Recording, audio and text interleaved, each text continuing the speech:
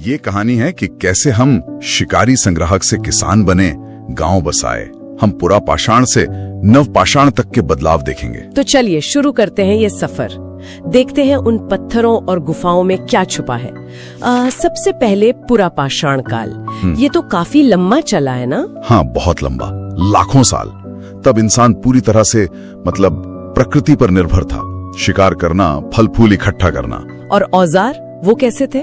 औजार तो शुरुआती थे, बड़े भारी बिडोल पत्थर के, जिन्हें हम चॉपिंग टूल्स कहते हैं। अच्छा। सोहन घाटी, बेलन घाटी जैसी जगहों पर इसके निशान मिलते हैं। फिर आया मध्यपुरा पाषाण काल। हाँ, उसमें क्या फर्क था? उसमें औजार थोड़े सुधरे, शल्क तकनीक आई, मतलब पत्थर से पतले धारदार टुकड़े निकालना। Okay, flakes. हाँ, फ्लेक्स। इनसे काटना आसान हुआ होगा। नर्मदा घाटी में मिले हैं ऐसे औजार। और फिर उच्च पुरा पाषाण काल। इस समय तक आधुनिक मानव होमो सेपियंस आ चुके थे। औजार और भी बेहतर हुए, पतले ब्लेड, नुकीले पत्थर, जैसे चाकू की तरह। हाँ, कुछ वैसा ही।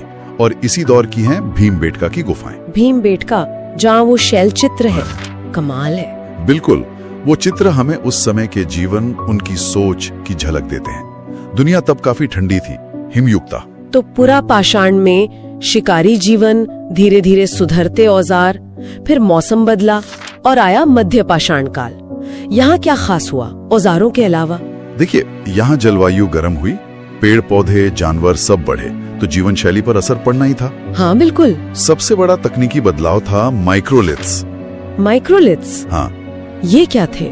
मतलब बहुत छोटे पत्थर के औजार, ज्यामितीय आकार के, त्रिकोण, चौकोर। अच्छा, इतने छोटे? हाँ, शायद इन्हें लकड़ी या हड्डी में लगाकर तीर की नोक या हंसिया जैसा कुछ बनाते होंगे। ओह, यानी ज्यादा कारगर हथियार। हाँ, शिकार और कटाई वगैरह में आसानी हुई। और एक और खास बात। क्या? इसी दौर में पशुपालन के शुरुआती संकेत मिलने लगते हैं। पशुपालन मध्य पाषाण में ही? हाँ, शुरुआती संकेत, जैसे मध्य प्रदेश में आदमगढ़, राजस्थान में बागोर। यहाँ जानवरों की हड्डियों के साथ माइक्रोलिथ्स मिले हैं। शायद ये पालतू बनाने की कोशिश रही हो। दिलचस्प। और गुजरात में लंगनाज, यूपी में सराय नाहर राय, ये भी इसी काल के हैं। जी हाँ, ये महत्वपूर्ण स्थल हैं। ठीक है। तो शिकार के साथ पशुपालन की हल्की शुरुआत। इसके बाद आया नव पाषाण काल। इसे तो क्रांति कहते हैं, क्यों भाई? अरे बिल्कुल सही, नव पाषाण क्रांति, ये नाम एकदम फिट बैठता है। ऐसा क्या हुआ? इंसान ने खेती करना सीख लिया। ये समझना कि बीज बोएंगे तो फसल उगेगी, ये बहुत बड़ा बदलाव था। सही बात है। मतलब अब वो खाना ढूंढने की बजाय खाना उगाने लगा। खाद्य संग्राहक से खाद्य उत्पादक बन गया। तो फिर तो जीवन पूरा बदल गया होगा। बिल्कुल। खेती के लिए एक जगह टिकना पड़ा, तो स्थायी बस्तियां बनी, गांव बसे। पशुपालन भी अब ठीक से होने लगा। और मिट्टी के बर्तन? हाँ, जरूरतें बढ़ी तो मिट्टी के बर्तन बनने लगे, अनाज रखने पकाने के लिए। पहले हाथ से, फिर शायद चाक पर भी। औजार भी अब घिसे हुए पॉलिश वाले बनने लगे, ज्यादा धारदार कुल्हाड़ियां वगैरह। स्थायी गांव, खेती, बर्तन, पॉलिशदार औजार। वाह, कौन सी जगह है जो इस क्रांति का सबूत देती हैं? परीक्षाओं के लिए जरूरी। सबसे अहम है मेहरगढ़, जो अब पाकिस्तान में है। यहाँ खेती पशुपालन के बहुत पुराने सबूत हैं। और भारत में? भारत में कश्मीर में बुर्जहोम और गुफकराल, वहाँ गड्ढों वाले घर मिले हैं, पिट ड्वेलिंग्स, शायद ठंड से बचने के लिए। गड्ढों वाले घर? अच्छा। और वहाँ कब्रों में मालिक के साथ कुत्ते भी दफनाए गए हैं। अरे, मालिक के साथ कुत्ते? और बाकी जगह? बिहार में चिरांद, वहाँ हड्डी के औजार बहुत मिले हैं। यूपी में कोल्हेवा और महागाड़ा, जहाँ से चावल के प्राचीनतम साक्ष्यों में से कुछ मिलते हैं। चावल? और दक्षिण भारत? दक्षिण में मस्की, ब्रह्मगिरी, पिकलीहल, वहाँ रागी जैसे अनाज उगाने और राख के टीले, ऐश माउंड्स मिले हैं। राख के टीले, वो कैसे बने? शायद जहाँ मवेशी रखे जाते थे, वहाँ गोबर जमा होकर जल गया हो लंबे समय तक। समझ गया। तो ये था पाषाण काल का पूरा सफर, साधारण पत्थर के औजारों से शुरू होकर खेती और गांव बसाने तक। हाँ, और इन्हीं बदलावों ने आगे चलकर हड़प्पा जैसी सभ्यताओं की नींव रखी। हर काल की अपनी पहचान, अपने औजार, अपनी जगह। पुरा पाषाण के शिकारी, मध्य पाषाण के माइक्रोलिथ्स और नव पाषाण की क्रांति। बिल्कुल। और ये देखना कितना दिलचस्प है कि कैसे माहौल बदला, जरूरतें बदली और इंसान ने नई तकनीकें ईजाद की। जहाँ इंसान ने पहली बार धातु का जादू समझा, ताम्रपाषाण युग यानी कैल्कोलिथिक एज, वो दौर जब पत्थर के साथ साथ वो चमचमाते तांबे का इस्तेमाल शुरू हुआ। और देखिए, प्रतियोगी परीक्षाओं के लिए भी ये समझना बहुत जरूरी है कि इस एक खोज ने, मतलब तांबे ने, कैसे सब कुछ बदलना शुरू कर दिया। बिल्कुल, ये महज एक धातु की खोज नहीं थी। इसको ऐसे देखना चाहिए कि ये मानव विकास का एक बहुत बड़ा कदम था। हाँ। पत्थर के औजारों पर जो निर्भरता थी, उससे धातु की दुनिया में आना, इसने आने वाले भविष्य की नींव रखी। ये समझना जरूरी है कि ये बदलाव कैसे आया और इसके मायने क्या थे। तो इस युग की सबसे खास पहचान क्या मानी जाए? जाहिर है तांबा, है ना, इंसान द्वारा खोजी गई पहली धातु। हाँ बिल्कुल, तांबा ही। लेकिन क्या इसका असर सिर्फ नए औजारों तक ही सीमित था, या इसने मतलब उस वक्त के समाज को भी बदला? बहुत अच्छा सवाल है। देखिए, तांबे ने सिर्फ बेहतर और शायद ज्यादा टिकाऊ औजार ही नहीं दिए। कैसे? सोचिए ना, धातु को जमीन से निकालना, फिर उसे गलाना, फिर उससे औजार या बर्तन बनाना, इसके लिए खास हुनर चाहिए। हाँ, ये तो है। तो शायद कुछ लोग इन कामों में माहिर हो गए होंगे, एक्सपर्ट बन गए होंगे, और इससे सामाजिक संरचना में धीरे धीरे बदलाव की शुरुआत हुई होगी। दिलचस्प है। और इनके रहन सहन के बारे में क्या पता चलता है? हमने सुना है कि ये लोग ज्यादातर ग्रामीण समुदायों में रहते थे, कोई बड़े शहर नहीं थे इस वक्त। हाँ बिल्कुल, इस दौर के लोग ज्यादातर गांवों में ही रहते थे। खेती और पशुपालन यही मुख्य आधार थे जीवन के। अच्छा। और एक और दिलचस्प बात इनके अंतिम संस्कार के तरीके में दिखती है। ये शवों को बड़े मिट्टी के मर्तबानों या कहें कलश में रखकर दफनाते थे। हाँ, कलश शवाधान, ये टर्म सुना है जी। ये उनके रीति रिवाजों और शायद पारलौकिक जीवन संबंधी उनकी जो मान्यताएं थी, उनकी तरफ इशारा करता है। और क्या ऐसी कोई चीज थी जिसके बारे में इन्हें जानकारी नहीं थी? परीक्षाओं में अक्सर ये भी पूछ लिया जाता है कि क्या नहीं था इनके पास। हाँ, इसमें दो मुख्य बातें ध्यान रखने लायक है। एक तो इन्हें घोड़े के बारे में जानकारी नहीं थी, कम से कम व्यापक रूप से इस्तेमाल का कोई सबूत नहीं है। अच्छा, घोड़ा नहीं था। और दूसरा, ये पकी हुई ईंटों का इस्तेमाल नहीं करते थे। ओह, अच्छा, तो फिर घर कैसे बनाते थे? इसका मतलब यही है कि इनके घर शायद मिट्टी, घास फूस या फिर कच्ची ईंटों के बने होते होंगे, जो बाद की सभ्यताओं जैसे सिंधु घाटी सभ्यता, जहाँ पक्की ईंटों के मजबूत घर मिले हैं, उतने टिकाऊ नहीं रहे होंगे। सही बात है। अच्छा, घरों की बात हुई तो बर्तनों का जिक्र भी जरूरी है। सुनने में आया है कि इनके मिट्टी के बर्तन भी खास थे, उनकी अपनी पहचान थी। बिल्कुल, पुरातत्वविदों के लिए मिट्टी के बर्तन तो एक तरह से उस काल के, आप कह सकती हैं, सिग्नेचर जैसे होते हैं। हाँ। ताम्रपाषाण युग की दो खास शैलियाँ मिलती हैं। एक तो है काले और लाल रंग के बर्तन, ब्लैक एंड रेड वेयर। ये कैसे होते थे? इनमें आमतौर पर अंदर और बर्तन के गले के पास का हिस्सा काला होता था और बाकी का बाहरी हिस्सा लाल। अच्छा, और दूसरी है गेरुए रंग के बर्तन, ओक्रो कलर्ड पॉटरी, ओसीपी। ये खासकर गंगा यमुना का जो दोआब क्षेत्र है, वहाँ ज्यादा मिले हैं। तो ये बर्तन न सिर्फ उनकी कला और तकनीक दिखाते हैं, बल्कि अलग अलग संस्कृतियों और शायद उनके बीच के व्यापारिक संपर्कों को समझने में भी मदद करते हैं। तो मतलब ये संस्कृति सिर्फ एक दो इलाकों तक सीमित नहीं थी, ये पूरे भारत में फैली हुई थी। हाँ, ये बहुत व्यापक थी, इसका फैलाव काफी बड़ा था। अगर हम पश्चिम की ओर देखें तो महाराष्ट्र में जोरवे संस्कृति पनपी। जोरवे संस्कृति? हाँ, यहाँ जोरवे, नेवासा, दायमाबाद और इनामगांव जैसे बहुत महत्वपूर्ण स्थल मिले हैं। दायमाबाद का नाम तो काफी सुना है। हाँ, दायमाबाद तो खास तौर पे उल्लेखनीय है क्योंकि यहाँ से कांसे की कुछ भारी वस्तुएं मिली हैं। कांसे की? ताम्रपाषाण युग में? जी हाँ, ये थोड़ा एडवांस्ड स्टेज दिखाता है। जैसे वो एक रथ चलाने वाले मनुष्य की आकृति मिली है और गैंडे, हाथी, भैंसे की भी ठोस आकृतियां मिली हैं। ये उस युग की उन्नत धातु तकनीक का सबूत पेश करती हैं। वाह, जबरदस्त। और राजस्थान या मध्य प्रदेश में वहाँ क्या मिला है? दक्षिण पूर्वी राजस्थान में बनास नदी घाटी में आहार और गिलुंद जैसे स्थल मिले हैं। आहार संस्कृति? जी, आहार संस्कृति को ताम्रपाषाण युग के शुरुआती चरणों में गिना जाता है। यहाँ तांबे के औजारों की भरमार मिली है, इसलिए इसे ताम्बवती भी कहते थे शायद। अच्छा, ताम्बवती। और मध्य प्रदेश? पश्चिमी मध्य प्रदेश में मालवा, कायथा और एरण ये प्रमुख स्थल हैं। मालवा संस्कृति खासकर अपने उत्कृष्ट कोटि के मृद भांडों मतलब बर्तनों के लिए जानी जाती है। बहुत अच्छी क्वालिटी के बर्तन मिले हैं वहां से। तो पश्चिम हो गया, मध्य भारत हो गया, पूर्वी भारत की तरफ भी इसके निशान मिले हैं क्या? जी हाँ, पूर्वी भारत में भी। बिहार में चिरांद और सोनपुर जैसे स्थल हैं, और पश्चिम बंगाल में पांडु राजा ढिबी जो बर्दवान जिले में है, और महिषादल मिदनापुर जिले में। इन जगहों से भी इस युग के प्रमाण मिले हैं।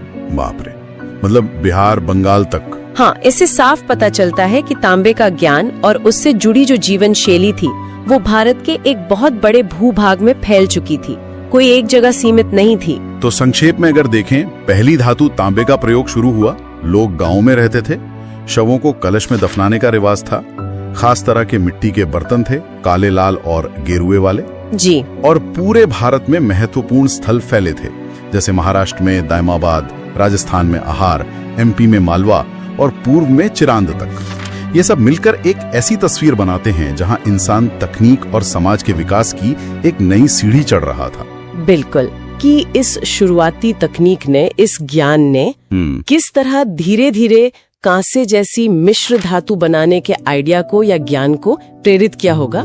और ये जो पहल धातु का इस्तेमाल करने वाले समुदाय थे, इनको रोजमर्रा की जिंदगी में क्या अनोखी चुनौतियां झेलनी पड़ती होंगी, जिसके बारे में शायद हम आज पूरी तरह अंदाजा भी नहीं लगा सकते। सही बात है, सोचने वाली बात है। इस पर सोचिएगा जरूर। भारत के अतीत की गहराइयों में एक ऐसी सभ्यता की कहानी जो हजारों साल पुरानी है, सिंधु घाटी सभ्यता। बिल्कुल, सिंधु नदी के किनारे पनपी भारत की पहली ज्ञात शहरी संस्कृति। और कमाल की बात ये कि ये बहुत ही सुनियोजित थी। हाँ, और इसका नाम जॉन मार्शल ने दिया था, जो उस समय आर्कियोलॉजिकल सर्वे ऑफ इंडिया के हेड थे। सही कहा। और इसका फैलाव देखिए, भारत में पंजाब, हरियाणा, राजस्थान, पश्चिमी यूपी और उधर पाकिस्तान में पंजाब, सिंध, बलूचिस्तान तक। मतलब गजब का विस्तार था। बिल्कुल। उत्तर में मांडा जम्मू कश्मीर में से लेकर दक्षिण में दायमाबाद महाराष्ट्र तक, और पूरब में आलमगीरपुर यूपी से पश्चिम में सुत का गेंडोर बलूचिस्तान तक फैली हुई थी। तो आज हम इसी सभ्यता की कुछ खास बातें समझने की कोशिश करेंगे जो एग्जाम्स के लिए भी जरूरी हैं। हाँ बिल्कुल। तो कहाँ से शुरू करें? नगर योजना से, वो तो बहुत मशहूर है इनकी के लिए। और सड़कें सुना है बिल्कुल सीधी, एक दूसरे को समकोण पर काटती थी, ग्रिड पैटर्न जिसे कहते हैं। एग्जैक्टली। और पानी निकासी का सिस्टम तो पूछे मत, ढकी हुई नालियां हर घर से जुड़ी हुई, कमाल की इंजीनियरिंग। आज भी मुश्किल है कई जगह ऐसा सिस्टम बनाना। और बलूचिस्तान जैसी जगहों पर पानी बचाने के लिए छोटे बांध, जिन्हें गबर बंद या नाला कहते थे, उसके भी सबूत हैं। मतलब पानी का मैनेजमेंट भी जानते थे। अच्छा, ये तो हुई शहर की बात। करते क्या थे ये लोग? इकोनॉमी कैसी थी?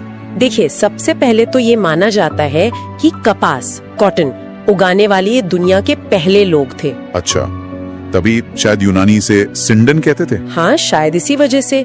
और कांसे के औजार, बर्तन खूब मिले हैं। मतलब मेटल का इस्तेमाल पता था, लेकिन लोहा नहीं। नहीं, लोहे की जानकारी इनको बिल्कुल नहीं थी। ये कांस्य युग की सभ्यता थी। तो मुख्य काम क्या थे इनके? कपड़ा बनाना, ईंटें पकाना, नाव बनाना, और हाँ, मनके और गहने बनाने में ये लोग माहिर थे। बहुत सुंदर ज्वेलरी मिली है। सोना कहाँ से आता था? सोना शायद कर्नाटक से आता था, और जेडाइट जैसा पत्थर तो दूर, असम से दाऊजली हेडिंग वाले इलाके से। वाह। और मिट्टी के बर्तन वो तो मिले ही होंगे। हाँ बिल्कुल, चाक पर बने हुए बढ़िया क्वालिटी के मिट्टी के बर्तन मिले हैं। तो मतलब व्यापार भी होता होगा जोरों पर, इतना सब बन रहा था तो। बिल्कुल, हजारों मोहरें मिली हैं, ज्यादातर सेलखड़ी यानी स्टीटाइट की, कुछ टेराकोटा की भी। इन पर जानवरों की आकृतियाँ और कुछ लिखा हुआ है। ये मोहरें किस काम आती थी? स्टैंप की तरह? हाँ, शायद व्यापार में पहचान के लिए या माल पर निशान लगाने के लिए। और इनका ट्रेड मेसोपोटामिया यानी आज के इराक तक था। ये कैसे पता चला? क्योंकि हड़प्पा की मोहरें वहाँ मिली हैं, और मेसोपोटामिया के रिकॉर्ड्स में इन्हें मेलुहा कहा गया है। मिलुहा दिलचस्प है। और तौलने के लिए बाट वगैरह? हाँ, बाट भी मिले हैं, और वो अक्सर 16 या उसके मल्टीपल्स में होते थे। 16, 32, 64 इस तरह से। तो क्या पैसे चलते थे या बार्टर सिस्टम? ज्यादातर लगता है कि चीजों की अदला बदली यानी बार्टर सिस्टम ही चलता था। कीमती पत्थर जैसे लैपिस लाजुली का भी ट्रेड होता था। इतना सब ऑर्गेनाइज था तो समाज कैसा था? कोई राजा या पुजारी का राज? यही तो एक बड़ा सवाल है। मंदिर या महल जैसी कोई भव्य इमारतें नहीं मिली हैं। तो फिर कौन चलाता था सब? अंदाजा ये है कि शायद कोई एक राजा नहीं, बल्कि व्यापारियों का या कुछ लोगों की समिति का शासन रहा होगा। और धर्म, पूजा पाठ? मंदिरों के सबूत तो नहीं है, पर धार्मिक मान्यताएं थीं। जैसे लिंगम और योनि की पूजा के संकेत मिले हैं, मातृ देवी की मिट्टी की मूर्तियां मिली हैं, पेड़ों और पशुओं की पूजा भी होती थी शायद। वो पशुपति वाली मोहर भी तो है। हाँ, एक मोहर पर योगी जैसी मुद्रा में एक आकृति है जिसके चारों ओर। अब मेरा अगला टॉपिक है वैदिक काल। भारतीय इतिहास का आप कह सकते हैं एक बहुत महत्वपूर्ण चरण। इसे समझने के लिए हम इसे दो हिस्सों में देखेंगे, पूर्व वैदिक या ऋग्वैदिक काल और फिर उत्तर वैदिक काल। हमारा मकसद है कि परीक्षा के नजरिए से जो मुख्य बातें हैं उन्हें जल्दी से दोहरा लिया जाए। तो पहले चलते हैं ऋग्वैदिक काल में। समाज की सबसे छोटी इकाई थी कुल, मतलब परिवार। कई कुल मिलकर ग्राम, फिर विश्व और सबसे ऊपर जन, है ना? और राजनीतिक फैसले के लिए दो संस्थाएं थीं, सभा और समिति। बड़ी फेमस थी ये। एक और जरूरी बात, इस दौर में महिलाओं की स्थिति भी ठीक थी। वो सभाओं में हिस्सा ले सकती थी। विधवा पुनर्विवाह भी होता था।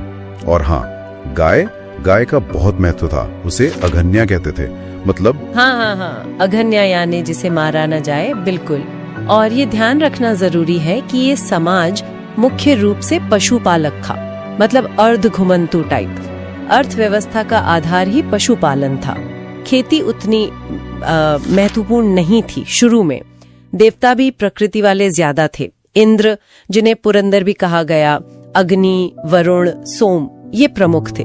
वर्ण व्यवस्था की भी शुरुआत यहीं दिखती है, ब्राह्मण, क्षत्रिय, वैश्य, शूद्र। लेकिन हाँ, ये समझना बहुत जरूरी है कि ये कर्म पर आधारित थी, जन्म पर नहीं, और उतनी कठोर भी नहीं थी। अच्छा, तो फिर उत्तर वैदिक काल में क्या बदला? सुना है काफी बड़े परिवर्तन हुए। हाँ बिल्कुल, यहीं से कहानी काफी बदल जाती है। देखिए, सबसे बड़ा बदलाव था लोहे का इस्तेमाल। वो शुरू हो गया।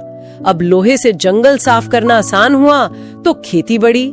तो जो समाज पहले पशुओं पर ज्यादा निर्भर था, वो अब कृषि प्रधान बन गया। चावल, गेहूं मुख्य फसलें हो गईं और लोग स्थायी रूप से बसने लगे। गांव, बस्तियां बनने लगीं। वो जो छोटे छोटे जन थे ना, वो मिलकर बड़े जनपद बन गए। राजा अब ज्यादा शक्तिशाली हो गया। सभा समिति का महत्व थोड़ा कम हो गया। और इसका समाज पर क्या असर पड़ा? फिर सीधा फर्क पड़ा होगा। हाँ बिल्कुल, सीधा असर पड़ा। वो जो वर्ण व्यवस्था पहले कर्म आधारित थी, वो अब जन पर आधारित हो गई, और ज्यादा कठोर भी। समाज एकदम 4 वर्णों में बट गया। इसी समय गोत्र व्यवस्था भी शुरू हुई, मतलब एक ही पूर्वज से अपनी उत्पत्ति मानना। महिलाओं की स्थिति में भी गिरावट आई। उनको सभाओं से बाहर कर दिया गया। शिक्षा के अवसर भी पहले से कम हो गए। और वो 4 आश्रमों की व्यवस्था, ब्रह्मचर्य, गृहस्थ, वानप्रस्थ, सन्यास, वो भी इसी दौर में स्थापित हुई। अच्छा, तो धर्म में भी बदलाव आए होंगे फिर तो?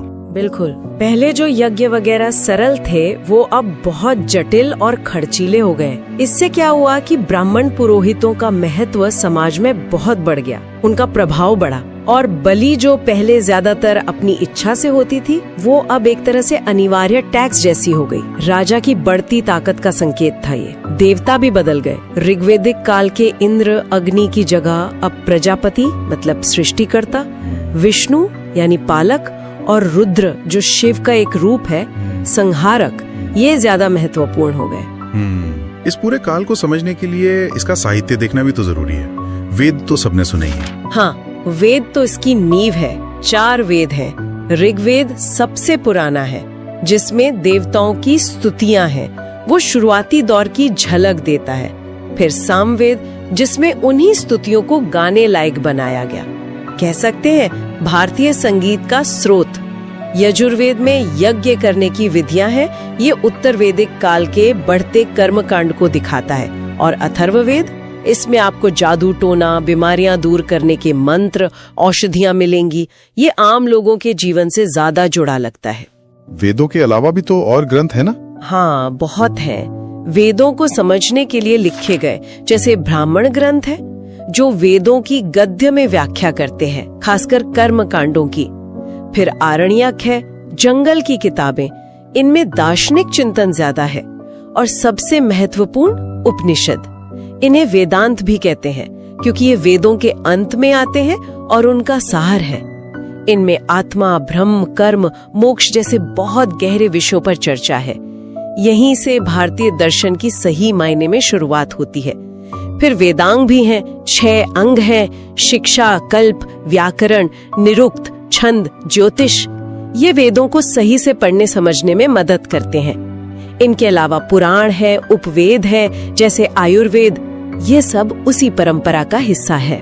अच्छा, और इसी दौर में वो भारत के 6 प्रमुख दर्शन यानी षड्दर्शन भी उभरे थे। सही कहा। वैदिक काल के अंत तक ये 6 विचारधाराएं विकसित हो गई। न्याय, जो तर्क पर जोर देता है, वैशेषिक, अणु सिद्धांत वाला, सांख्य, जो दुनिया को पुरुष और प्रकृति से समझता है, ये सबसे पुराना माना जाता है।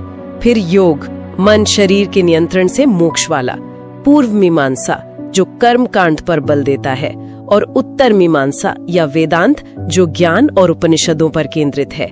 ये दिखाता है कि उस युग में सिर्फ कर्मकांड ही नहीं बल्कि तर्क और ज्ञान पर भी कितना गहरा विचार हो रहा था। अब मेरा अगला टॉपिक है जैन धर्म। ये एग्जाम्स के लिहाज से काफी जरूरी टॉपिक है। इसकी शुरुआत मतलब तीर्थंकरों से मानी जाती है।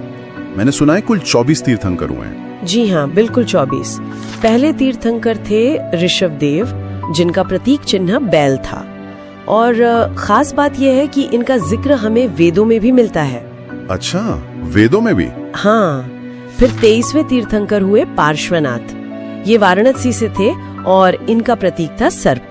सही, लेकिन जोर तो ज्यादातर 24वें तीर्थंकर वर्धमान महावीर पर ही रहता है ना, मतलब सवालों में। हाँ, बिल्कुल। महावीर स्वामी सबसे प्रमुख हैं। तो उनके जीवन पर थोड़ी बात करते हैं। जन्म 540 ईसा पूर्व के आसपास कुंडग्राम वैशाली में हुआ था, जो अब बिहार में है। जी, कुंडग्राम वैशाली। उनके पिता सिद्धार्थ थे, ज्ञात्रिक कुल के प्रधान, और माता त्रिशला वो लिच्छवी राजकुमारी थी। हाँ, लिच्छवी गणराज्य उस जमाने का काफी शक्तिशाली राज्य था वो। बिल्कुल। महावीर की पत्नी का नाम यशोदा था और उनकी एक बेटी भी थी, अनुजा प्रियदर्शिनी। अच्छा, और ये भी सुना है कि उनके पहले शिष्य उनके दामाद ही थे, जमाली। हाँ, ये बात सही है। जमाली उनके पहले शिष्य बने। महावीर ने घर कब छोड़ा था? शायद 30 साल की उम्र में। हाँ, 30 वर्ष की आयु में उन्होंने सत्य की खोज में गृह त्याग किया था। तो फिर ज्ञान प्राप्ति, जिसे कैवल्य कहते हैं, वो कब हुई? कैवल्य, हाँ, ये उन्हें मिला 42 साल की उम्र में, मतलब पूरे 12 साल की कठोर तपस्या के बाद। जी, जृंभिक ग्राम के पास एक जगह थी, ऋजुपालिका नदी के तट पर। और पेड़ कौन सा था?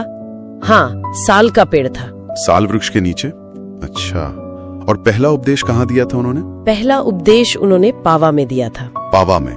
और निर्वाण मतलब देह त्याग? निर्वाण हुआ 72 वर्ष की आयु में 468 ईसा पूर्व में। जगह थी पावापुरी, ये भी बिहार में ही है। ओके। ज्ञान प्राप्ति के बाद उन्हें कुछ उपाधियां भी मिली थी, जैसे जिन। हाँ, जिन या जितेंद्रिय, मतलब इंद्रियों को जीतने वाला। और केवलिन भी कहा गया, यानी जिसे पूर्ण ज्ञान हो, कैवल्य प्राप्त हो गया हो। अच्छा, ये तो हुई महावीर के जीवन की बात। जी। अब थोड़ा जैन दर्शन पर आते हैं। जी। इसमें त्रिरत्न का जिक्र आता है बार बार, ये क्या है? जी, त्रिरत्न मतलब 3 रत्न। ये जैन दर्शन का आधार है। सम्यक ज्ञान यानी सही ज्ञान, सम्यक दर्शन मतलब सही विश्वास या नजरिया, और सम्यक चरित्र। और सम्यक चरित्र, बिल्कुल सही आचरण। माना जाता है कि इन्हीं तीनों को फॉलो करके मोक्ष मिल सकता है। और इनके साथ ही 5 महाव्रत भी हैं, 5 व्रत। हाँ, 5 महाव्रत। इनमें है अहिंसा, मतलब किसी को चोट ना पहुंचाना, सत्य, हमेशा सच बोलना, अस्तेय यानी चोरी न करना, और अपरिग्रह, संपत्ति जमा न करना। हाँ, जरूरत से ज्यादा संपत्ति इकट्ठा न करना। और 5वां है ब्रह्मचर्य, मतलब इंद्रियों पर संयम रखना। ये 5वां व्रत महावीर स्वामी ने जोड़ा था। पहले 4 पार्श्वनाथ के समय से थे। अच्छा, ब्रह्मचर्य महावीर ने जोड़ा, क्यों जोड़ा होगा? कोई खास वजह? हो सकता है उस समय के माहौल को देखते हुए, या फिर भिक्षु संघ को और ज्यादा अनुशासन में रखने के लिए इसकी जरूरत महसूस हुई हो। और जैन धर्म की जो मूल मान्यताएं हैं, ईश्वर के बारे में क्या सोच है? देखिए, जैन दर्शन आत्मा के अस्तित्व में विश्वास रखता है और कर्म के सिद्धांत में भी, मतलब जैसा कर्म वैसा फल। लेकिन ये ईश्वर को सृष्टि के रचयिता के तौर पर नहीं मानता। अच्छा, मतलब ईश्वर में विश्वास नहीं। सृष्टि बनाने वाले ईश्वर में नहीं, जीवन का लक्ष्य कर्मों के बंधन से मुक्त होकर मोक्ष पाना है, आत्मा को शुद्ध करना है। समझ गया। आगे चलकर जैन धर्म में दो हिस्से हो गए थे, श्वेतांबर और दिगंबर। ये क्यों हुआ? हाँ, ये विभाजन हुआ। मुख्य वजह थी अनुशासन और कपड़ों को लेकर मतभेद। जो श्वेतांबर थे वे स्थूल भद्र के अनुयायी माने जाते हैं और सफेद कपड़े पहनते हैं। श्वेतांबर मतलब सफेद वस्त्र वाले। बिल्कुल। और दिगंबर, जिनके प्रमुख भद्रबाहु थे, वो मानते थे कि मोक्ष के लिए वस्त्रों का पूरी तरह त्याग जरूरी है। दिग यानी दिशाएं, ही जिनका अंबर हो यानी वस्त्र। अच्छा, मतलब वो वस्त्र धारण नहीं करते। जी। एक कहानी ये भी है कि मगध में जब अकाल पड़ा तो भद्रबाहु अपने कुछ अनुयायियों और कहते हैं चंद्रगुप्त मौर्य के साथ दक्षिण भारत चले गए थे, कर्नाटक में श्रवणबेलगोला। जब वो लौटे तो यहाँ जो लोग रह गए थे उनसे नियम वगैरह को लेकर मतभेद बढ़ गए थे। ये चंद्रगुप्त मौर्य वाला एंगल भी है।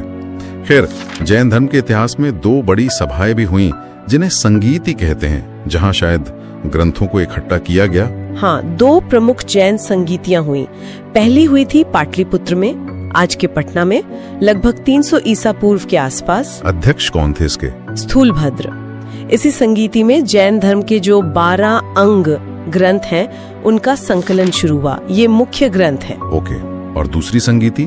दूसरी संगीति काफी बाद में हुई, 512 ईस्वी में। ये हुई वल्लभी में, गुजरात में, और इसके अध्यक्ष थे देवर्धि क्षमाश्रमण। अच्छा, वल्लभी गुजरात। इसमें क्या हुआ? इसमें जो 12 अंग थे और साथ में 12 उपांग, जो अंगों की तरह से व्याख्याएं हैं, उनको अंतिम रूप दिया गया, मतलब फाइनली लिख लिया गया। ये दोनों संगीतियां, उनके स्थान और अध्यक्ष अक्सर पूछे जाते हैं परीक्षाओं में। हाँ, ये तो इम्पोर्टेंट है। अब थोड़ी बात करते हैं जैन कला और वास्तुकला की। कौन से राजाओं ने इसे बढ़ावा दिया? कई राजाओं ने इसे संरक्षण दिया। जैसे मौर्य सम्राट चंद्रगुप्त मौर्य का नाम आता है, बिंदुसार का भी। फिर कलिंग के राजा खारमेल का नाम बहुत महत्वपूर्ण है। खारवेल, हाँ, उनका हाथी गुम्फा अभिलेख। बिल्कुल। उसी से पता चलता है इनके समय में जैन कला खूब फली फूली। कर्नाटक में श्रवणबेलगोला में भगवान बाहुबली की विशाल मूर्ति है, गोमतेश्वर भी कहते हैं। वो तो बहुत ही प्रसिद्ध है। हाँ, वो तो बहुत ऊंची मूर्ति है, एक ही पत्थर से बनी हुई। जी।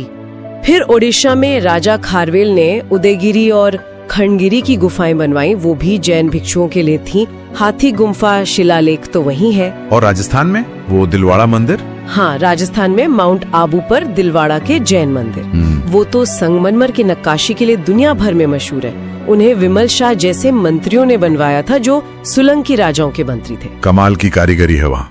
जैन मठों को बस्ती भी कहते हैं शायद। हाँ, दक्षिण भारत में खासकर जैन मठों या बस्तियों के लिए बस्ती शब्द इस्तेमाल होता है। तो कुल मिला के देखें तो जैन धर्म का भारतीय दर्शन, कला, संस्कृति सब पर एक गहरा असर रहा है। निश्चित रूप से। अहिंसा का सिद्धांत हो या उनकी वास्तुकला, सब में उनकी छाप दिखती है। तो आज हमने जैन धर्म के प्रमुख तीर्थंकरों, खासकर महावीर स्वामी के जीवन को समझा, उनके दर्शन में त्रिरत्न और पंच महाव्रत देखे, श्वेतांबर दिगंबर का विभाजन जाना, महत्वपूर्ण संगीतियों पर बात की और जैन वास्तुकला के कुछ खास उदाहरण भी देखे। जी, एक अच्छी रिविजन हो गई इन सब पॉइंट्स की। इस चर्चा को सुनने के लिए धन्यवाद। अब एक सवाल जो दिमाग में आता है, क्या आज के समय में जहाँ इतनी हिंसा है, चीजें जमा करने की होड़ है, जैन धर्म के जो सिद्धांत हैं, अहिंसा और अपरिग्रह वाले, क्या वो पहले से भी ज्यादा जरूरी, ज्यादा प्रासंगिक नहीं हो गए हैं? सोचने वाली बात है। अगला विषय है बौद्ध धर्म। जी।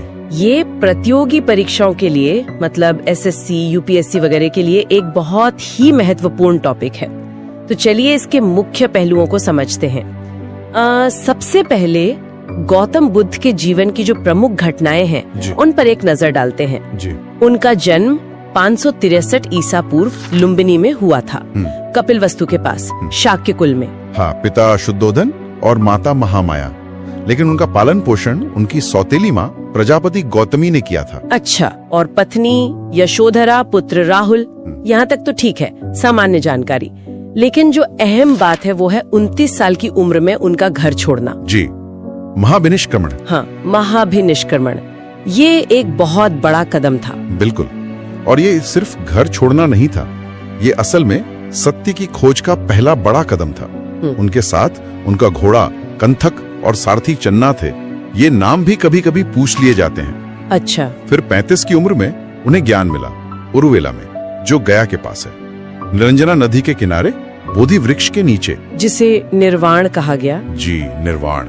यहीं पर सिद्धार्थ गौतम बुद्ध बने। और ज्ञान मिलने के बाद पहला उपदेश वो सारनाथ में दिया था। हाँ, सारनाथ, जिसे ऋषि पत्तन या मृगदाव भी कहते हैं। और उस पहले उपदेश को धर्म चक्र प्रवर्तन कहते हैं, मतलब धर्म के पहिए को चलाना। बिल्कुल सही।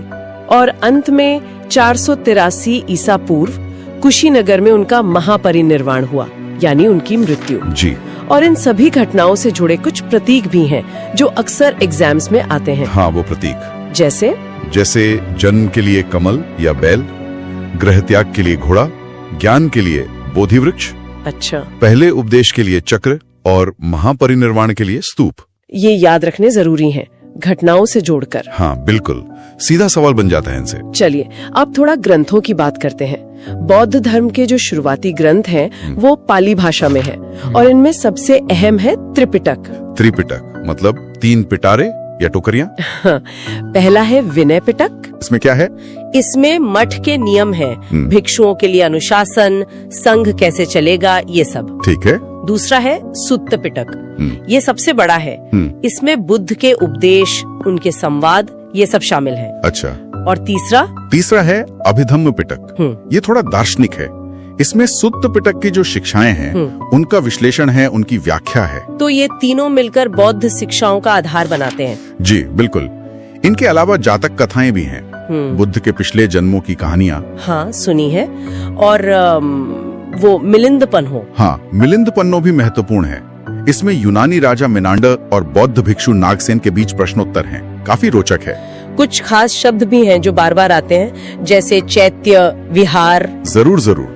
चैत्य होता है पूजा का हॉल या स्थल, विहार होता है भिक्षुओं के रहने की जगह, मतलब मठ। और स्तूप वो गुंबद जैसी संरचना होती है जहाँ बुद्ध या किसी बड़े भिक्षु के अवशेष रखे जाते हैं, जैसे सांची, सारनाथ, बरहूत, अमरावती में है। रामभर स्तूप भी है कुशीनगर में। और केसरिया बिहार में। और एक शब्द है बोधिसत्व। बोधिसत्व ये क्या है? ये महायान शाखा का एक महत्वपूर्ण विचार है। बोधिसत्व वो हैं जो बुद्धत्व के रास्ते पर हैं, लेकिन अपना निर्वाण टाल देते हैं ताकि दूसरों की मुक्ति में मदद कर सकें। अच्छा, अब आते हैं बौद्ध संगीतियों पर, मतलब काउंसिल्स पर। ये क्यों हुई थी? ये सभाएं मुख्य रूप से बुद्ध के उपदेशों को इकट्ठा करने, उनमें अगर कोई मतभेद हो तो उसे दूर करने और उन्हें सुरक्षित रखने के लिए हुई। 4 प्रमुख संगीतियां मानी जाती हैं। पहली हुई थी 483 ईसा पूर्व में, बुद्ध के महापरिनिर्वाण के तुरंत बाद, राजगृह में। जी, अजातशत्रु उस समय संरक्षक थे और अध्यक्ष थे महाकश्यप। यहीं पर विनय और सुत्त पिटक को संकलित किया गया। फिर दूसरी ठीक 100 साल बाद 383 ईसा पूर्व वैशाली में हुई, कालाशोक के समय। अध्यक्ष थे सबकामी। यहाँ क्या हुआ? यहाँ अनुशासन के कुछ नियमों पर मतभेद हुआ और संघ 2 हिस्सों में बढ़ गया, स्थविरवादीन और महासांगिक। ये आगे चलकर बड़े संप्रदायों का आधार बने। अच्छा, तीसरी संगीति पाटलिपुत्र में हुई सम्राट अशोक के समय, लगभग 250 ईसा पूर्व। हाँ, अध्यक्ष थे मोगलीपुत्र तिस। इसमें अभिधम्म पिटक को अंतिम रूप दिया गया। और चौथी? वो तो काफी बाद में हुई। जी, चौथी हुई कश्मीर के कुंडलवन में, कनिष्क के समय, लगभग 72 ईस्वी। वसुमित्र अध्यक्ष थे और अश्वघोष उपाध्यक्ष। और यहीं पर बौद्ध धर्म स्पष्ट रूप से हीनयान और महायान में बढ़ गया है ना? बिल्कुल, यहीं ये विभाजन पक्का हो गया। तो ये हीनयान और महायान, इनमें मुख्य अंतर क्या था? देखिए, हीनयान मतलब छोटा वाहन, ये बुद्ध की जो मूल शिक्षाएं थी उन्हीं पर जोर देता था। व्यक्तिगत मुक्ति मतलब अरहत बनना। अच्छा। ये लोग पाली भाषा का प्रयोग करते थे और बुद्ध को एक महापुरुष मानते थे, ईश्वर नहीं। मूर्ति पूजा नहीं करते थे। और महायान यानी बड़ा वाहन, इसमें बोधिसत्व की अवधारणा आई, जो हमने अभी बात की, सभी प्राणियों की मुक्ति का लक्ष्य। इन्होंने संस्कृत का प्रयोग ज्यादा किया और बुद्ध की मूर्ति पूजा भी शुरू की। बाद में एक और शाखा आई, वज्रयान, जिसमें थोड़ा तांत्रिक प्रभाव भी दिखता है। समझ गई। अब आखिर में बौद्ध धर्म का जो मूल दर्शन है, 4 आर्य सत्य, ये क्या है? ये बुद्ध के ज्ञान का सार है, बहुत महत्वपूर्ण। पहला सत्य, संसार में दुख है, मतलब जीवन में दुख मौजूद है। दुख, ठीक है। दूसरा, दुख का कारण है और वो कारण है तृष्णा, यानी इच्छा, लगाव, आसक्ति। दुख समुदाय। अच्छा, इच्छा ही दुख का कारण है? तीसरा, दुख का निवारण संभव है, इस दुख को खत्म किया जा सकता है, इसे कहते हैं दुख निरोध यानी निर्वाण। और चौथा? चौथा, इस दुख निरोध तक पहुंचने का एक मार्ग है, दुख निरोध गामिनी प्रतिपदा। और वही मार्ग है अष्टांगिक मार्ग, है ना, द 8-fold पाथ। बिल्कुल, 8 अंगों वाला मार्ग। सम्यक दृष्टि, सम्यक संकल्प, सम्यक वाक, सम्यक कर्मांत, सम्यक आजीव, सम्यक व्यायाम, सम्यक स्मृति और सम्यक समाधि। सही समझ, सही इरादा, सही वचन, सही कर्म, सही जीविका, सही प्रयास, सही सजगता और सही एकाग्रता। ये सिर्फ नियम नहीं बल्कि जीने का एक तरीका है। हाँ, एक संतुलित व्यवहारिक तरीका जो निर्वाण की ओर ले जाता है। ये दिखाता है कि बौद्ध धर्म सिर्फ पूजा पाठ नहीं, एक गहरा दर्शन भी है। तो ये थी बौद्ध धर्म से जुड़ी कुछ खास बातें जो परीक्षा की तैयारी में यकीनन मदद करेंगी। जी हाँ, और इन्हें सिर्फ रटना नहीं है बल्कि इनके आपसी कनेक्शन को समझना जरूरी है। सही कहा। जैसे ये सोचना कि कैसे एक राजकुमार की व्यक्तिगत खोज एक विश्व धर्म बन गई, जिसके सिद्धांत आज भी कितने प्रासंगिक हैं। ये सोचने वाली बात है कि 2500 साल पुराने दुख और उसके निवारण के ये सिद्धांत आज की भागदौड़ भरी जिंदगी में भी कितने फिट बैठते हैं। अब मेरा अगला टॉपिक है महाजनपद। ये प्राचीन भारत के इतिहास का एक अहम हिस्सा है और खासकर उन लोगों के लिए जो प्रतियोगी परीक्षाओं की तैयारी कर रहे हैं, जैसे SSC, UPSC या फिर स्टेट PCS वगैरह। हाँ बिल्कुल, ये 6ठी शताब्दी ईसा पूर्व के आसपास का समय था जब भारत में अलग अलग हिस्सों में कई बड़े शक्तिशाली राज्य उभर कर आए। उन्हीं को महाजनपद कहा गया और हाँ, इनकी संख्या कुल 16 मानी जाती है। 16 महाजनपद, ठीक है। तो आज हम इन्हीं पर थोड़ी गहराई से बात करेंगे ताकि परीक्षा के नजरिए से जो जरूरी बातें हैं वो समझ आ जाएं। जी, कोशिश यही रहेगी। तो सबसे पहले ये कि हमें इनके बारे में पता कहाँ से चलता है, मतलब ये जो 16 की संख्या है ये कहाँ मिलती है? देखिए, जानकारी के मुख्य स्रोत तो प्राचीन धार्मिक ग्रंथ ही हैं, जैसे बौद्ध साहित्य है, जैन साहित्य है, उनमें इनका जिक्र मिलता है। अच्छा। हाँ, और कुछ पुराने व्याकरण से जुड़े लेखों में भी इनके नाम आते हैं। आमतौर पर ज्यादातर जगहों पर 16 महाजनपदों की सूची मिलती है, हालांकि एक आध जगह संख्या थोड़ी कम ज्यादा भी बताई गई है, पर परीक्षाओं के लिए 16 ही महत्वपूर्ण है। ठीक है, समझ गई। और क्या इन सभी 16 में मतलब शासन एक जैसा ही था या कुछ अलग भी था? नहीं, ये बहुत अच्छा सवाल है। इनमें फर्क था। ज्यादातर में तो राजतंत्र था, मतलब राजा का शासन। जैसा हम आमतौर पर सोचते हैं। हाँ, लेकिन कुछ महाजनपद ऐसे भी थे जो गणतंत्रीय थे, जिन्हें हम रिपब्लिक कह सकते हैं आज की भाषा में। गणतंत्र उस जमाने में, ये तो बड़ी दिलचस्प बात है। ये कैसे काम करते थे फिर? हाँ, ये खास है। गणतंत्रों में क्या था कि शासन किसी एक राजा के हाथ में नहीं था, बल्कि लोगों का कोई समूह या एक संघ, वो मिलकर शासन चलाता था। फैसले साथ में लिए जाते थे। अच्छा, उदाहरण है कोई इसके? बिल्कुल, वज्जी और मल्ल, ये दो तो बहुत प्रमुख उदाहरण हैं गणराज्यों के। कुछ विद्वान मानते हैं कि कुरु और कंबोज में भी गणतंत्र जैसी व्यवस्था रही होगी। तो ये दिखाता है कि उस वक्त भी शासन के अलग अलग तरीके मौजूद थे। वाह, ये जानना तो बहुत जरूरी है। चलिए अब जरा कुछ प्रमुख महाजनपदों और उनके आज के इलाकों पर नजर डालते हैं ताकि याद रखने में आसानी हो। शुरुआत मगध से करें, वो सबसे शक्तिशाली माना जाता है शायद। हाँ बिल्कुल, मगध। इसकी शुरुआती राजधानी गिरिव्रज थी या राजगृह कह लीजिए। बाद में पाटलिपुत्र बनी जो आज का पटना है। पटना, अच्छा जी। तो ये आज के दक्षिणी बिहार में जो पटना और गया के आसपास का इलाका है वो था मगध, और अपनी लोकेशन और रिसोर्सेज की वजह से ये वाकई सबसे ताकतवर बन गया था। मगध के पास सीधा काशी है ना, राजधानी वाराणसी, आज का बनारस। हाँ, काशी, राजधानी वाराणसी। कहते हैं इसका नाम वरुणा और 80 नदियों के संगम के वजह से पड़ा। अच्छा, वरुणा और 80, इसीलिए वाराणसी, ठीक है। बिल्कुल। फिर गंगा के मैदानी इलाकों में और भी थे, जैसे कोसल था, राजधानी श्रावस्ती, ये आज के पूर्वी उत्तर प्रदेश वाला इलाका है। पूर्वी उत्तर प्रदेश। और वत्स था, राजधानी कौशाम्बी, ये आज के प्रयागराज मतलब इलाहाबाद के पास था। ये सब राज्य अपनी उपजाऊ जमीन और व्यापार के रास्तों की वजह से काफी महत्वपूर्ण थे। सही। अच्छा, मध्य भारत की तरफ आए तो अवंती का नाम सुना है? हाँ, अवंती ये भी बड़ा महाजनपद था। इसकी 2 राजधानियां थी, उत्तरी हिस्से की उज्जैनी और दक्षिणी हिस्से की माहिष्मती। ओ, 2 राजधानियां। जी, ये आज का जो मालवा क्षेत्र है मध्य प्रदेश का, वो इलाका था। और उज्जैनी यानी आज का उज्जैन, वो उस समय व्यापार और संस्कृति का बहुत बड़ा केंद्र था, बहुत महत्वपूर्ण शहर। उज्जैन, समझ गए। और अगर हम उत्तर पश्चिम की तरफ देखें तो उधर कौन से थे? उत्तर पश्चिम सीमा पर जाएं तो गांधार था, राजधानी तक्षशिला। तक्षशिला, वो तो शिक्षा का बहुत बड़ा केंद्र था, है ना? बिल्कुल, विश्व प्रसिद्ध केंद्र था शिक्षा का। ये आज पाकिस्तान में है, रावलपिंडी के पास। और इसी के पास था कंबोज, राजधानी पूंछ या हटक बताई जाती है। कंबोज, ये कहाँ पड़ता होगा आज? ये आज का जो कश्मीर का राजौरी और पाकिस्तान का हजारा क्षेत्र है, वो इलाका। कंबोज अपने घोड़ों के लिए बहुत मशहूर था और संभवतः ये भी एक गणतंत्र रहा हो। घोड़ों के लिए? अच्छा। और वो गणराज्य जिनका आपने पहले जिक्र किया था, वज्जी और मल? हाँ, वज्जी संघ, इसकी राजधानी वैशाली थी। आज के उत्तरी बिहार में ये 8 कुलों का एक बड़ा मजबूत संघ था। इसमें लिच्छवी सबसे प्रमुख थे। ये अपनी गणतांत्रिक व्यवस्था के लिए ही जाना जाता था। 8 कुलों का संघ वज्जी, ठीक है। और मल? हाँ, मल भी एक गणराज्य था। इसकी 2 राजधानियां थी, कुशीनारा और पावा। ये आज के पूर्वी उत्तर प्रदेश में देवरिया जिले के आसपास का क्षेत्र है। बौद्ध इतिहास में भी इन दोनों जगहों का बड़ा महत्व है। हाँ, कुशीनगर और पावापुरी, बिल्कुल। अच्छा, क्या कोई महाजनपद दक्षिण भारत में भी था? मुझे याद नहीं आ रहा। हाँ, एक था। सिर्फ एक महाजनपद दक्षिण में था, अश्मक या अस्सक भी कहते हैं इसे। अश्मक कहाँ पर था ये? ये गोदावरी नदी के किनारे बसा था।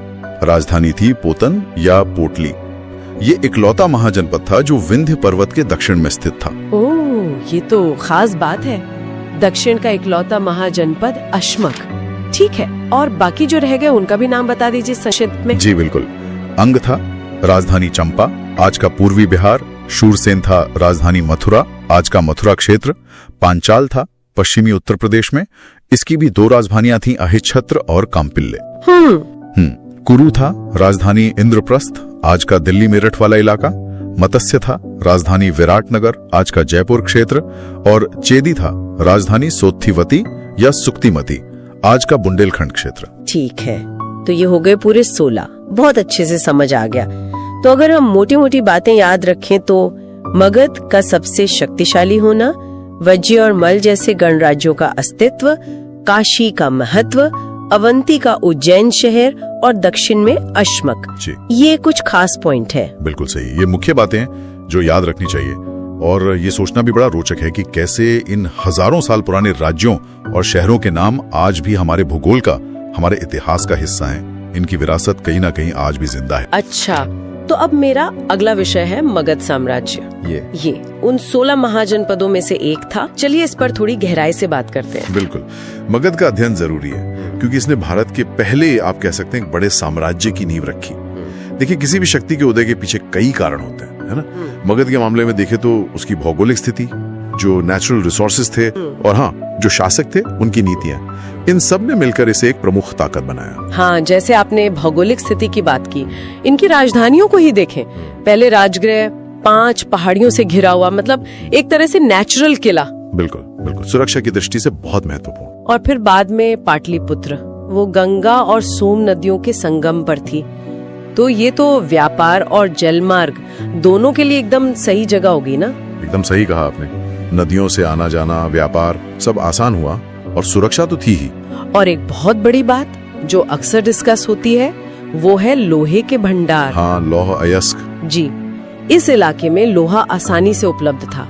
तो इससे क्या हुआ? बेहतर हथियार बने, खेती के लिए अच्छे औजार बने, तो जाहिर है फौजी ताकत भी बढ़ी और खेती में प्रोडक्शन भी बढ़ा, जिससे बड़ी सेना रखना आसान हो गया। अच्छा, तो ये तो हुई लोकेशन और रिसोर्सेज की बात। अब आते हैं राजवंशों पर। हर्यंक वंश से शुरुआत हुई थी, है ना? बिंबिसार। हाँ, हर्यंक वंश। बिंबिसार इसके प्रमुख शासक थे। उन्होंने अंग राज्य को जीता था और आसपास के जो राज्य थे जैसे कोसल, लिच्छवी, मद्र, उनसे वैवाहिक संबंध बनाए। मतलब डिप्लोमेसी और युद्ध दोनों का इस्तेमाल किया अपनी स्थिति मजबूत करने के लिए। काफी रणनीतिक चालें थी। बिल्कुल। फिर उनके बेटे आए, अजातशत्रु। इनके बारे में कहा जाता है कि इन्होंने अपने पिता की हत्या करके गद्दी हासिल की थी। अजातशत्रु ने भी विस्तार जारी रखा। काशी और जो समय का शक्तिशाली वज्जी संघ था, वैशाली वाला, उसको हराया। ये भी सुनने में आता है कि युद्ध में कुछ नई तकनीकें इस्तेमाल की, जैसे वो रथ मूसल और महाशिला कंटक जैसे कुछ इंजिन्स, और किलों की घेराबंदी भी की। अच्छा, और पहली बौद्ध संगीति भी तो इन्हीं के समय हुई थी। जी हाँ, बिल्कुल। पहली बौद्ध संगीति या काउंसिल कह लें, वो अजातशत्रु के संरक्षण में राजगृह में ही हुई थी। और फिर इसी वंश में उदाइन ने राजधानी बदली थी, पाटलिपुत्र ले गए थे। हाँ, उदाइन ने ही राजधानी को राजगृह से पाटलिपुत्र शिफ्ट किया था। हर्यंक वंश के बाद फिर आया शिशुनाग वंश। शिशुनाग वंश, इनकी क्या खास बात थी? शिशुनाग वंश की सबसे बड़ी उपलब्धि मानी जाती है अवंती को जीतना। अवंती भी एक शक्तिशाली महाजनपद था उस समय, तो उसको मगध में मिला लेना एक बहुत बड़ी कामयाबी थी। और इनके समय में दूसरी बौद्ध संगीति हुई वैशाली में। ओके, पहले राजगृह में, फिर वैशाली में, ठीक है। और इसके बाद नंद वंश। जी, फिर आया नंद वंश। इसके संस्थापक थे महापद्म नंद। ये बहुत ही शक्तिशाली शासक माने जाते हैं। इन्हें उपाधियां मिली थी, जैसे एकराट मतलब एकमात्र सम्राट, और सर्व क्षत्रांतक यानी क्षत्रियों का नाश करने वाला। अच्छा, ये उपाधियां तो काफी कुछ बताती हैं उनके बारे में। हाँ, ये दिखाती हैं कि उन्होंने एक बहुत विशाल साम्राज्य बनाया था। शायद निम्न कुल से आते थे, ऐसा भी माना जाता है। इसी वंश के आखिरी शासक थे धनानंद। वो थोड़े अलोकप्रिय थे शायद, और उन्हीं के समय में सिकंदर का आक्रमण हुआ था। हाँ, सिकंदर का आक्रमण। और फिर धनानंद को हटाकर ही तो चंद्रगुप्त मौर्य ने मौर्य वंश की स्थापना की थी, चाणक्य की मदद से। बिल्कुल। नंद वंश का अंत और मौर्य वंश का उदय, ये भारतीय इतिहास का एक बहुत बड़ा मोड़ था। सही कहा। अच्छा, ये तो हुई राजाओं और वंशों की बात, पर उस समय का जो आम जीवन था, समाज, अर्थव्यवस्था, उसके बारे में क्या पता चलता है? देखिए, समाज और अर्थव्यवस्था भी काफी विकसित हो रहे थे। एक खास तरह के मिट्टी के बर्तन मिलते हैं खुदाई में, काले चमकदार। उन्हें नॉर्दर्न ब्लैक पॉलिश्ड वेयर या NBPV कहते हैं। ये उस समय की एक पहचान है, दिखाता है कि पॉटरी बनाने की तकनीक कितनी अच्छी थी। अच्छा, और व्यापार वगैरह के लिए सिक्के चलते थे? हाँ, आहत सिक्के, जिन्हें पंचमार्क कॉइन भी कहते हैं, वो चलन में थे। इनको शायद निष्क या सतमान भी कहा जाता था। ये दिखाता है कि अब बार्टर सिस्टम से आगे बढ़कर मुद्रा का प्रयोग बढ़ रहा था। अर्थव्यवस्था मोनेटाइज हो रही थी। मतलब ट्रेड और कॉमर्स काफी फल फूल रहा होगा। जी, और जो कारीगर थे, व्यापारी थे, उनके अपने संगठन होते थे। श्रेणी कहते थे उन्हें, या गिल्ड। ये श्रेणियां एक तरह से अपने व्यापार को नियंत्रित करती थी, नियम बनाती थी। और खेती, कृषि का क्या हाल था? खेती की बात करें तो सिंचाई की व्यवस्था काफी उन्नत थी। इससे सरप्लस प्रोडक्शन होता था, मतलब जरूरत से ज्यादा अनाज पैदा होता था। और यही अतिरिक्त अनाज था जिससे राजा टैक्स लेता था, सेना रखता था, प्रशासन चलाता था। टैक्स की बात आई तो टैक्स सिस्टम कैसा था? क्या किसान बहुत ज्यादा टैक्स देते थे? एक टैक्स था बलि। ये शायद पहले स्वैच्छिक होता था, पर अब अनिवार्य कर बन गया था। और किसान अपनी उपज का लगभग छठा हिस्सा, मतलब 1/6 राजा को टैक्स के रूप में देते थे। अच्छा, और समाज में कौन लोग प्रभावशाली थे, जैसे गांव का मुखिया वगैरह? हाँ, समाज में अमीर किसान होते थे जिन्हें गहेपति कहा जाता था। ये जमीन के मालिक होते थे। गांव का जो मुखिया होता था उसे भोजक या ग्राम भोजक कहते थे। वो गांव के लेवल पर प्रशासन देखता था, टैक्स कलेक्शन में भी मदद करता था। और टैक्स वसूलने के लिए क्या अलग से अधिकारी भी थे? बिल्कुल। टैक्स सिस्टम काफी ऑर्गेनाइज था। जैसे सामान लाने ले जाने पर सीमा शुल्क यानी कस्टम ड्यूटी लगती थी। इससे वसूलने वाले अधिकारी शौल्किक या शुल्काध्यक्ष कहलाते थे। रास्तों पर चलने का भी टैक्स था, पथकर यानी टोल टैक्स। और जाति व्यवस्था वो कैसी थी? जाति व्यवस्था या वर्ण व्यवस्था वो अब जन्म पर आधारित हो गई थी, मतलब वंशानुगत। तो इन सब बातों का अगर हम निचोड़ निकालें तो मगध के उदय का मतलब क्या था? मतलब ये है कि मगध का शक्तिशाली साम्राज्य बनना सिर्फ लड़ाइयों या राजाओं की महत्वाकांक्षा का नतीजा नहीं था। इसके पीछे एक मजबूत प्रशासनिक ढांचा था, एक विकसित होती अर्थव्यवस्था थी, संसाधनों का सही इस्तेमाल था और एक संगठित टैक्स सिस्टम था। इन सब चीजों ने मिलकर उस साम्राज्य को एक ठोस आधार दिया, उसे टिकाऊ बनाया। ये दिखाता है कि सिर्फ फौजी ताकत नहीं, बल्कि एक अच्छा एडमिनिस्ट्रेशन और इकोनॉमी भी कितनी जरूरी होती है। यहाँ एक सोचने वाली बात यह भी उठती है जबकि मगध ने जो प्रशासनिक और आर्थिक मॉडल स्थापित किया वो आगे आने वाले साम्राज्यों, खासकर मौर्य साम्राज्य के लिए किस हद तक एक टेम्पलेट या एक आधार बना। तो अब मेरा अगला विषय है मगध साम्राज्य। ये उन 16 महाजनपदों में से एक था और इसने भारतीय इतिहास पर अपनी बहुत गहरी छाप छोड़ी है कि आखिर मगध इतना शक्तिशाली कैसे बना, कौन कौन से प्रमुख राजवंश आए यहाँ और उस समय का समाज, अर्थव्यवस्था, वो सब कैसा था। चलिए इस पर थोड़ी गहराई से बात करते हैं। बिल्कुल, मगध का अध्ययन जरूरी है क्योंकि इसने भारत के पहले, आप कह सकते हैं, एक बड़े साम्राज्य की नींव रखी।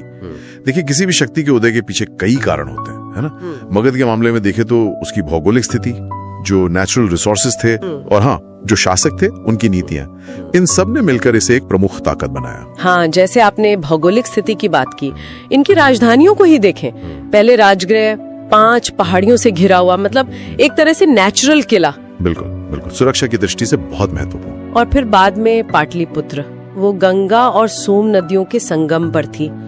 तो ये तो व्यापार और जलमार्ग दोनों के लिए एकदम सही जगह होगी ना। एकदम सही कहा आपने। नदियों से आना जाना, व्यापार सब आसान हुआ और सुरक्षा तो थी ही। और एक बहुत बड़ी बात जो अक्सर डिस्कस होती है वो है लोहे के भंडार। हाँ, लौह अयस्क। जी, इस इलाके में लोहा आसानी से उपलब्ध था। तो इससे क्या हुआ, बेहतर हथियार बने, खेती के लिए अच्छे औजार बने, तो जाहिर है फौजी ताकत भी बढ़ी और खेती में प्रोडक्शन भी बढ़ा, जिससे बड़ी सेना रखना आसान हो गया। अच्छा, तो ये तो हुई लोकेशन और रिसोर्सेज की बात। अब आते हैं राजवंशों पर। हर्यंक वंश से शुरुआत हुई थी, है ना, बिंबिसार। हाँ, हर्यंक वंश, बिंबिसार इसके प्रमुख शासक थे। उन्होंने अंग राज्य को जीता था और आसपास के जो राज्य थे जैसे कोसल, लिच्छवी, मद्र, उनसे वैवाहिक संबंध बनाए, मतलब डिप्लोमेसी और युद्ध दोनों का इस्तेमाल किया अपनी स्थिति मजबूत करने के लिए। काफी रणनीतिक चालें थी। बिल्कुल। फिर उनके बेटे आए अजातशत्रु। इनके बारे में कहा जाता है कि इन्होंने अपने पिता की हत्या करके गद्दी हासिल की थी। अजातशत्रु ने भी विस्तार जारी रखा। काशी और जो समय का शक्तिशाली वज्जी संघ था, वैशाली वाला, उसको हराया। ये भी सुनने में आता है कि युद्ध में कुछ नई तकनीकें इस्तेमाल की, जैसे वो रथ मूसल और महाशिला कंटक जैसे कुछ इंजिन्स, और किलों की घेराबंदी भी की। अच्छा, और पहली बौद्ध संगीति भी तो इन्हीं के समय हुई थी। जी हाँ, बिल्कुल। पहली बौद्ध संगीति या काउंसिल कह लें, वो अजातशत्रु के संरक्षण में राजगृह में ही हुई थी। और फिर इसी वंश में उदाइन ने राजधानी बदली थी, पाटलिपुत्र ले गए थे। हाँ, उदाइन ने ही राजधानी को राजगृह से पाटलिपुत्र शिफ्ट किया था। हर्यंक वंश के बाद फिर आया शिशुनाग वंश। शिशुनाग वंश, इनकी क्या खास बात थी? शिशुनाग वंश की सबसे बड़ी उपलब्धि मानी जाती है अवंती को जीतना। अवंती भी एक शक्तिशाली महाजनपद था उस समय, तो उसको मगध में मिला लेना एक बहुत बड़ी कामयाबी थी।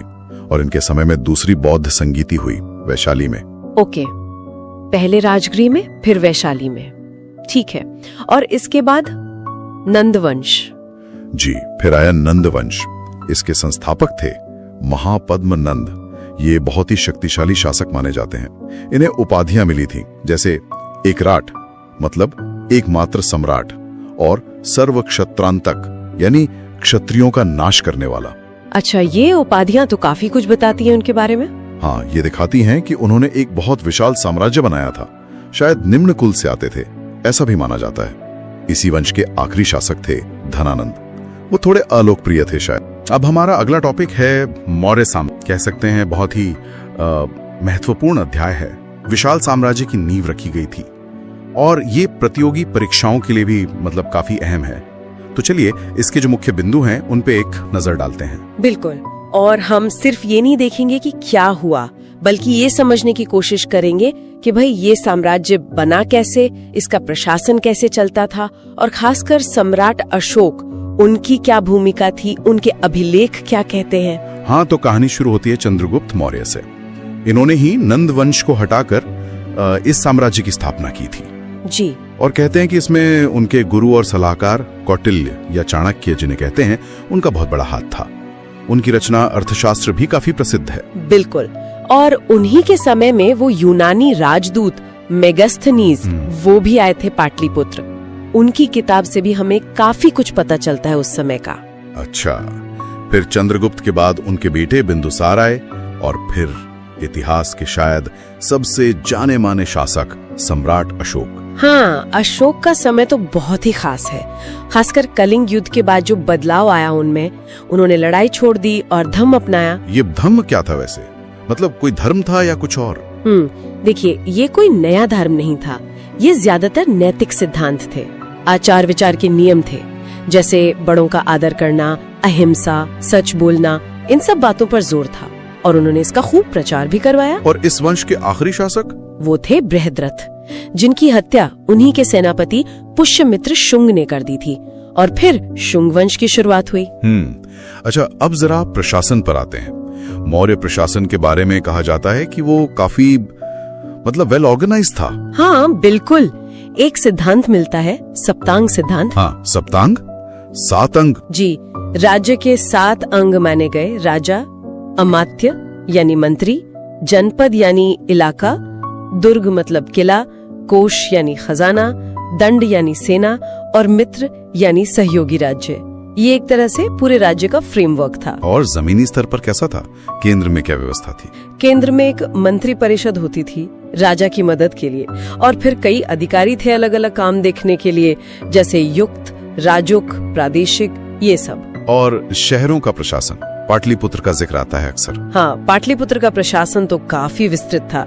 मेगस्थनीज ने लिखा है कि शहर का काम देखने के लिए 6 समितियां थीं और हर समिति में 5 सदस्य होते थे। 6 समितियां? क्या क्या काम देखती थी ये? अलग अलग काम थे, जैसे एक समिति उद्योगों का काम देखती थी, एक विदेशियों की देखरेख करती थी, एक जन्म मृत्यु का रिकॉर्ड रखती थी, फिर व्यापार वाणिज्य देखने वाली समिति, बनी हुई चीजों की जांच करने वाली और बिक्री कर वसूलने वाली समिति। मतलब काफी डिटेल में सोचा गया था। कमाल है, उस जमाने में इतना व्यवस्थित नगर प्रशासन। और सेना? सेना भी जबरदस्त थी। पैदल सैनिक, घुड़सवार, हाथी सेना, रथ सेना, यहाँ तक कि नौसेना भी थी। और जासूसी व्यवस्था वो भी बहुत मजबूत थी। गूढ़ पुरुष कहा जाता था जासूसों को। हाँ, कुछ अधिकारियों के नाम भी याद रखने होते हैं, जैसे समाहर्ता और सन्निधाता। जी हाँ, समाहर्ता जो थे वो राजस्व इकट्ठा करने वाले मुख्य अधिकारी थे, टैक्स कलेक्शन। और सन्निधाता वो राजकीय कोष यानी ट्रेजरी और भंडार गृह के संरक्षक थे। ठीक है, अब आते हैं अर्थव्यवस्था पर। तो जाहिर है कृषि मुख्य आधार रही होगी। बिल्कुल, खेती ही मेन थी और उपज का करीब 6वां हिस्सा टैक्स के रूप में लिया जाता था, जिसे भाग कहते थे। और क्या स्रोत थे आय के? राज्य का कुछ चीजों पर एकाधिकार था, मोनोपोली थी, जैसे खानों पर, जंगलों पर, नमक बनाने पर, शराब बनाने पर। इनसे भी राज्य को आमदनी होती थी। व्यापार कैसा था? व्यापार भी काफी उन्नत था, देश के अंदर भी और बाहर दूसरे देशों से भी। और मुद्रा के तौर पर वो आहत सिक्के, पंचमार्क्ड कॉइन, वो चलते थे। समाज की बात करें तो वर्ण व्यवस्था तो थी ही। हाँ, वर्ण व्यवस्था मौजूद थी, लेकिन मेगस्थनीज ने एक अलग तरह का वर्गीकरण किया है। उन्होंने काम के आधार पर समाज को 7 वर्गों में बांटा है, जैसे दार्शनिक, किसान, सैनिक, चरवाहे, कारीगर, निरीक्षक और मंत्री। अच्छा, काम के आधार पर? ये दिलचस्प है। और दास प्रथा? हाँ, दास प्रथा भी उस समय थी। चलिए, अब आते हैं अशोक पर और उनकी सबसे बड़ी विरासत जो मानी जाती है, उनके अभिलेख। बिल्कुल, ये अभिलेख तो कमाल के हैं। पत्थर के बड़े बड़े खम्भों पर, चट्टानों पर, गुफाओं की दीवारों पर, सोचिए पूरे साम्राज्य में फैले हुए। ये अपने आप में एक अनोखी चीज है कि कोई राजा अपनी बात सीधे अपनी प्रजा तक इस तरह पहुंचा रहा है। किस भाषा और लिपि में है यह अभिलेख? ज्यादातर अभिलेख प्राकृत भाषा में है, जो उस समय आम लोगों की भाषा थी। और लिपियों की बात करें तो सबसे ज्यादा ब्राह्मी लिपि का इस्तेमाल हुआ है, जो बाएं से दाएं लिखी जाती है। अच्छा। लेकिन उत्तर पश्चिम भारत में, जो आज पाकिस्तान अफगानिस्तान का इलाका है, वहाँ खरोष्ठी लिपि भी मिली है, जो दाएं से बाएं लिखी जाती थी। और अफगानिस्तान में तो यूनानी और अरामिक लिपियों में भी अभिलेख मिले हैं। यानी जहाँ जैसी जरूरत वैसी लिपि। जी हाँ, ये दिखाता है कि साम्राज्य कितना फैला हुआ था और वो स्थानीय भाषाओं, लिपियों का भी ध्यान रखते थे। और इन अभिलेखों को पढ़ा किसने सबसे पहले? ये भी एक जरूरी सवाल बनता है। हाँ, ये बहुत महत्वपूर्ण है। ब्राह्मी लिपि को सबसे पहले 1837 में जेम्स प्रिंसेप नाम के एक अंग्रेज विद्वान ने पढ़ा था। इसी के बाद हम अशोक और उनके समय के बारे में इतना कुछ जान पाए। मतलब प्रिंसेप ने एक तरह से इतिहास का एक बड़ा दरवाजा खोल दिया। बिल्कुल सही। कुछ अभिलेख और भी खास हैं, जैसे मस्की, गुर्जरा, निट्टूर, उदयगोलम। इन छोटे शिलालेखों में अशोक का नाम अशोक मिलता है, वरना ज्यादातर अभिलेखों में उन्हें देवाना प्रिय यानी देवताओं का प्रिय या प्रियदर्शी यानी प्रियदर्शी कहा गया है। अच्छा, नाम सिर्फ कुछ ही जगह मिलता है? और वो बराबर पहाड़ियों वाली गुफाएं, हाँ बराबर पहाड़ियों में जो गुफाएं हैं वो अशोक ने आजीविक संप्रदाय के साधुओं को दान में दी थी। इसका भी जिक्र अभिलेखों में है। तो इन अभिलेखों से हमें अशोक के धम्म, उनके प्रशासन, उनकी सोच, उस समय के समाज, सबके बारे में बहुत जानकारी मिलती है। तो अगर हम सार निकालें तो मौर्य साम्राज्य भारत का पहला बड़ा सेंट्रलाइज्ड एम्पायर था और उसका प्रशासन काफी मजबूत था। बिल्कुल। और अशोक ने युद्ध छोड़कर धम्म को अपनाया, शांति और नैतिकता पर जोर दिया और अभिलेखों के जरिए अपनी प्रजा से बात की। ये उस जमाने के हिसाब से बहुत ही आगे की सोच थी, बहुत अनोखी बात थी। हाँ, इसका असर तो भारतीय इतिहास पर बहुत गहरा रहा है। निश्चित रूप से उनकी प्रशासनिक और नैतिक विरासत का प्रभाव आज भी हम कहीं न कहीं देख सकते हैं। ये सोचने वाली बात है कि मौर्य काल की जो प्रशासनिक व्यवस्था थी, खासकर नगर प्रबंधन या उनका टैक्स सिस्टम, उसमें से क्या आज भी हमारे लिए कुछ सीखने लायक हो सकता है? क्या कुछ प्रासंगिक है आज भी? उम्मीद है मौर्य साम्राज्य पर ये चर्चा आपकी रिवीजन में मददगार रही होगी। जी, अब मेरा अगला टॉपिक है मौर्योत्तर काल, मौर्य साम्राज्य के पतन के बाद का वो समय। हमारे पास जो जानकारी है उसमें दिखता है कि ये एक ऐसा दौर था जब भारत में कोई एक केंद्रीय शक्ति नहीं थी। तो चलिए इस बिखरे हुए लेकिन बेहद अहम दौर की मुख्य बातों को समझने की कोशिश करते हैं। बिल्कुल, ये समझना जरूरी है क्योंकि इसी दौर में शुंग, कण्व, सातवाहन जैसे जो भारतीय राजवंश थे वो अपनी पहचान बना रहे थे। तो वहीं शक, कुषाण, पार्थियन और हिंद यवन जैसे बाहरी शासक भी भारतीय उपमहाद्वीप पर अपना गहरा असर छोड़ रहे थे। हम इन सभी के सबसे महत्वपूर्ण पहलुओं पर गौर करेंगे। ठीक है, तो मौर्यों के ठीक बाद आते हैं शुंग वंश। 185 बीसी से 73 बीसी तक इनके संस्थापक थे पुष्यमित्र शुंग। मौर्यों के सेनापति थे ये। राजधानी पाटलिपुत्र और मध्य प्रदेश में विदिशा थी। पुष्यमित्र शुंग वैदिक धर्म के अनुयायी थे, लेकिन एक दिलचस्प बात यह है कि उन्होंने बौद्ध कला को भी संरक्षण दिया। अच्छा। जैसे भरहुत स्तूप के पुनर्निर्माण से पता चलता है। और उनके बेटे अग्निमित्र तो कालिदास के प्रसिद्ध नाटक मालविका अग्निमित्रम के नायक भी हैं। हाँ, ये तो सुना है। शुंगों का अंत फिर कण्व वंश के वासुदेव ने किया। अच्छा, तो शुंगों के बाद कण्व वंश आया 73 बीसी से 28 बीसी तक। संस्थापक वासुदेव जी। राजधानी पाटलिपुत्र ही रही। इनका शासनकाल तो काफी छोटा रहा। फिर सही कहा। जल्द ही इन्हें दक्कन की एक बड़ी शक्ति सातवाहन वंश के सिमुक ने हरा दिया। सातवाहन। और यहीं से सातवाहनों का प्रभावशाली दौर लगभग 60 बीसी से 225 एडी तक वो शुरू होता है। सिमुक संस्थापक थे। लेकिन सबसे प्रसिद्ध शासक गौतमीपुत्र सातकर्णी माने जाते हैं। गौतमीपुत्र सातकर्णी, जिन्होंने शकों को हराया था। जी बिल्कुल, शकों को हराया था। सातवाहनों की एक बहुत ही अनोखी बात थी, वो मातृनाम पद्धति वाली, मेट्रोनॉमिक्स जिसे कहते हैं। हाँ, राजा अपने नाम के आगे अपनी माँ का नाम लगाते थे, जैसे गौतमी पुत्र। बिल्कुल, गौतमी का पुत्र। लेकिन ये जानना भी जरूरी है कि राज सिंहासन का उत्तराधिकार पिता से पुत्र को ही मिलता था, पैट्रिलिनियल ही था। सही कहा, उत्तराधिकार पितृवंशीय ही था। और उन्होंने ही ब्राह्मणों और बौद्ध भिक्षुओं को कर मुक्त भूमि दान देने की प्रथा शुरू की। इसका आगे चलकर समाज पर गहरा असर पड़ा। भूमि दान की शुरुआत। हाँ, और उन्होंने सीसे के सिक्के भी जारी किए, लीड कॉइन्स। अच्छा, सीसे के?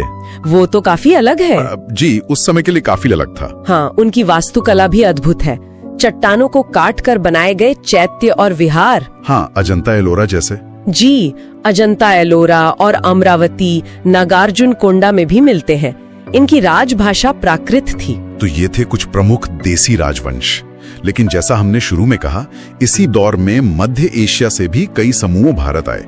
इनमें सबसे पहले थे हिंद यवन, इंडो ग्रीक्स। हाँ, ये बैक्ट्रिया के शासक थे और हिंदू कुश पर्वत पार करके भारत आने वाले पहले बाहरी शासकों में से थे। इन्होंने ही भारत में सबसे पहले सोने के सिक्के जारी किए। सोने के सिक्के सबसे पहले इन्होंने? हाँ, जिन पर राजाओं के चित्र और नाम होते थे। और हेलेनिस्टिक कला यूनानी शैली की कला वो भी इन्हीं की देन है, जिसका असर हमें बाद में गांधार कला की मूर्तियों में साफ दिखता है। अच्छा, गांधार कला पर प्रभाव। जी, इनके सबसे प्रसिद्ध शासक मिनांडर या मिलिंद थे। मिलिंद, हाँ, मिलिंद पन्नो। बिल्कुल, जिनका बौद्ध भिक्षु नागसेन के साथ जो संवाद है वो मिलिंद पन्नो ग्रंथ में दर्ज है। हिंद यवनों के बाद शक आए, सिदियंस। सुना है इनकी कई शाखाएं थी भारत में। जी हाँ, 5 शाखाएं थीं, भारत के अलग अलग हिस्सों में फैली। पश्चिमी भारत में इनकी शाखा सबसे शक्तिशाली रही और उसके सबसे प्रसिद्ध शासक थे रुद्रदामन प्रथम। रुद्रदामन, जूनागढ़ अभिलेख वाले। पश्चिमी भारत में इनका शासन 4वीं सदी तक चला, जब गुप्त शासक चंद्रगुप्त द्वितीय ने इन्हें हराया। अच्छा, चंद्रगुप्त द्वितीय ने, पर वो विक्रम संवत वाली बात। हाँ, एक दिलचस्प मान्यता ये भी है कि 57 ईसा पूर्व में उज्जैन के राजा विक्रमादित्य ने शकों को हराकर विक्रम संवत की शुरुआत की थी। अच्छा। शकों के बाद उत्तर पश्चिम में पार्थियन आए, पहलव। हाँ। इनका शासन शकों के बाद उसी इलाके में रहा। गोंडो फर्नीस इनका एक जाना माना शासक है, जिसके समय में कहते हैं कि ईसाई संत थॉमस भारत आए थे। अच्छा। और फिर आए कुषाण, लगभग 1ली से 3री सदी एडी, जिन्हें यूची या तोचारियन भी कहते हैं। ये शायद सबसे प्रभावशाली बाहरी शासकों में से थे। हाँ, निश्चित रूप से। इनकी पहली राजधानी पुरुषपुर यानी आज का पेशावर और दूसरी मथुरा थी। 2 राजधानियां। जी। इनके सबसे महान शासक कनिष्क थे। उन्होंने देवपुत्र मतलब ईश्वर का पुत्र जैसी उपाधि ली थी और उन्होंने ही कश्मीर में 4थी बौद्ध संगीति आयोजित करवाई। हाँ, 4थी बौद्ध संगीति कनिष्क। जी, जहां महायान बौद्ध धर्म को अंतिम रूप दिया गया। और सबसे महत्वपूर्ण बात, उनका विशाल साम्राज्य मध्य एशिया से लेकर मथुरा तक फैला था और रेशम मार्ग सिल्क रूट के एक बड़े हिस्से पर उनका नियंत्रण था। सिल्क रूट पर नियंत्रण, इससे तो व्यापार बहुत बढ़ा होगा। बिल्कुल, भारत का व्यापार और सांस्कृतिक आदान प्रदान खूब बढ़ा। कहते हैं कुषाणों ने सोने के सबसे शुद्ध सिक्के जारी किए थे। जी हाँ, उनके समय में सबसे शुद्ध सोने के सिक्के जारी हुए। और भारतीय समाज और संस्कृति पर भी उनका गहरा प्रभाव पड़ा। क्या क्या चीजें आई? बिल्कुल, जैसे पगड़ी पहनने का चलन, लंबा कोट, पतलून, ये सब कुषाणों के प्रभाव से आए। घुड़सवारी में बेहतर किस्म की लगाम और जीन का प्रयोग भी शुरू हुआ। अच्छा, और उन्होंने शासन के लिए क्षत्रप प्रणाली मतलब प्रांतों में सैन्य गवर्नर नियुक्त करना, उसको अपनाया। और विज्ञान साहित्य में भी। हाँ, विज्ञान के क्षेत्र में आयुर्वेद के महान ज्ञाता चरक और शल्य चिकित्सा के जानकार सुश्रुत ये कनिष्क के समकालीन माने जाते हैं। साहित्य में अश्वघोष, नागार्जुन, वसुमित्र जैसे बड़े बौद्ध विद्वान हुए। और कला, गांधार और मथुरा शैली। जी, कला में गांधार शैली जिस पर यूनानी रोमन प्रभाव था और मथुरा शैली जो पूरी तरह स्वदेशी थी, इन दोनों का विकास इसी समय अपने चरम पर था। तो कुल मिला के देखें तो ये दौर भले ही राजनीतिक रूप से बिखरा हुआ लगता हो, हाँ, लेकिन सांस्कृतिक दृष्टि से ये एक संगम का और नए विकास का समय था। देशी और विदेशी तत्व घुल मिल रहे थे। कला, धर्म, विज्ञान, साहित्य, सब में नई चीजें हो रही थी। एकदम सही। इस दौर का जो राजनीतिक बिखराव था और साथ ही साथ बाहरी दुनिया से जो संपर्क पड़ा, उसने भारतीय सभ्यता को एक नई दिशा दी। और ये समझना जरूरी है कि कैसे इन घटनाओं ने आगे चलकर गुप्त काल और उसके बाद की भारत की नींव रखी। हाँ, और सोचने वाली बात यह भी है कि क्या ये जो राजनीतिक अनेकता थी, इसी ने विभिन्न संस्कृतियों को फलने फूलने और आपस में मिलने का मौका दिया, जिससे वो एक मिलीजुली संस्कृति बनी, जिसे हम आज भारतीय संस्कृति कहते हैं। बाहरी शक्तियों के साथ ये जो गहन आदान प्रदान हुआ, इसने भारतीय पहचान को कितना बदला और कितना समृद्ध किया होगा, ये सोचने वाली बात है। अब मेरा अगला विषय है संगम युग। ये प्राचीन दक्षिण भारत, खासकर जो तमिल प्रदेश का इतिहास है, उसका एक बहुत ही दिलचस्प और जरूरी दौर है। बिल्कुल। इस समय में मुख्य तौर पर हम 3 राज्यों का जिक्र सुनते हैं, चोल, चेर और पांड्य। हाँ, ये 3 सबसे महत्वपूर्ण थे। चलिए शुरुआत पांड्यों से करते हैं। इनका इलाका था दक्षिणी तमिलनाडु, है ना? और मदुरै इनकी राजधानी। हाँ, मदुरै बहुत ही प्रसिद्ध शहर। और ये बात भी है कि यूनानी राजदूत मेगास्थनीज, उन्होंने भी पांड्यों का जिक्र किया है अपनी किताब में। अच्छा। और हाँ, पांड्य राज्य जो था वो मोतियों के लिए दुनिया भर में जाना जाता था। हाँ, मोती मैंने भी पढ़ा है। उनका रोम साम्राज्य के साथ जबरदस्त व्यापार था, खासकर ये जो कोरकई बंदरगाह था वहाँ से। कोरकई, हाँ। और इसका सबूत ये है कि उस इलाके में काफी रोमन सिक्के भी मिले हैं, तो ये उनकी आर्थिक ताकत दिखाता है। सही बात है। और एक और खास बात, पांड्य राजाओं ने ही तमिल कवियों की वो 3 बड़ी सभाएं, जिन्हें हम संगम कहते हैं, वो आयोजित करवाई थी। अच्छा, उन्हीं के संरक्षण में हुई ये सभाएं। समाज में भी कुछ अलग अलग वर्ग थे शायद। हाँ बिल्कुल। जैसे जो शासक वर्ग था उनको अरसर कहते थे, अरसर। और जो अमीर किसान थे वो वेल्लालर कहलाते थे, और एक निचला तबका भी था, कड़ैसियर। कड़ैसियर, ठीक है। बिल्कुल। अच्छा, अब पांड्यों के थोड़ा उत्तर पूर्व में चलें तो कावेरी नदी का जो डेल्टा है, बड़ा उपजाऊ इलाका, वहाँ था चोलों का राज। चोल, हाँ। उरैयूर और पुहार, जिसको कावेरी पट्टिनम भी कहते हैं, वो इनकी राजधानियां रहीं। और चोलों का नाम शायद सूती कपड़े के व्यापार से जुड़ा है। हाँ बिल्कुल, सूती कपड़ा इनका मुख्य व्यापार था। अच्छा, इनके राजाओं में करिकाल का नाम बहुत आता है। हाँ, सबसे ताकतवर राजा माने जाते हैं। हाँ, करिकाल। उन्होंने वेन्नी की लड़ाई जीती थी, जो काफी महत्वपूर्ण मानी जाती है, और उन्होंने चोल शक्ति को काफी बढ़ाया था। और इनका निशान वो बाघ था शायद। जी हाँ, बाघ, चोलों का प्रतीक चिन्ह। ठीक है, तो ये हो गए चोल। अब चेर राज्य की बात करें, ये आजकल का केरल और तमिलनाडु का कुछ हिस्सा यही था ना? हाँ बिल्कुल, आधुनिक केरल और तमिलनाडु का कुछ हिस्सा मिलाकर। इनकी राजधानी वंची या करुवूर थी। चेरों का भी रोम से अच्छा खासा व्यापार था, सुना है। मुजरिस और थोंडी ये इनके बड़े बंदरगाह थे। हाँ, मुजरिस तो बहुत ही फेमस पोर्ट था उस समय का। कहते हैं कि इनके इलाके में रोमन देवता ऑगस्टस का एक मंदिर भी था। सच में? ऑगस्टस का मंदिर? ये तो दिखाता है कि रिश्ते कितने गहरे थे। मतलब बिल्कुल, व्यापारिक और सांस्कृतिक दोनों तरह के। इनका जो राज चिन्ह था वो था धनुष बाण। धनुष बाण, ठीक है। और चेरों में सबसे प्रसिद्ध शासक वो हुए सेनगुट्टुवन। उन्हें लाल चेर या भला चेर भी कहते हैं। लाल चेर। और उन्होंने काफी अनोखी पूजा शुरू की थी, पत्तिनी पूजा। इसमें कन्नगी नाम की एक पतिव्रता स्त्री को देवी मानकर पूजा जाता था। कन्नगी पूजा, ये तो काफी अलग बात है। उस समय की सोच पर भी रोशनी डालती है ये। हाँ, ये सतीत्व की देवी के रूप में पूजी जाती थी। वाकई दिलचस्प। अच्छा, अब जरा उस दौर के साहित्य पर आते हैं। संगम साहित्य, ये तो बहुत विशाल है ना? हाँ, बहुत समृद्ध साहित्य है। इसको मोटे तौर पर हम 2 हिस्सों में देख सकते हैं। कैसे?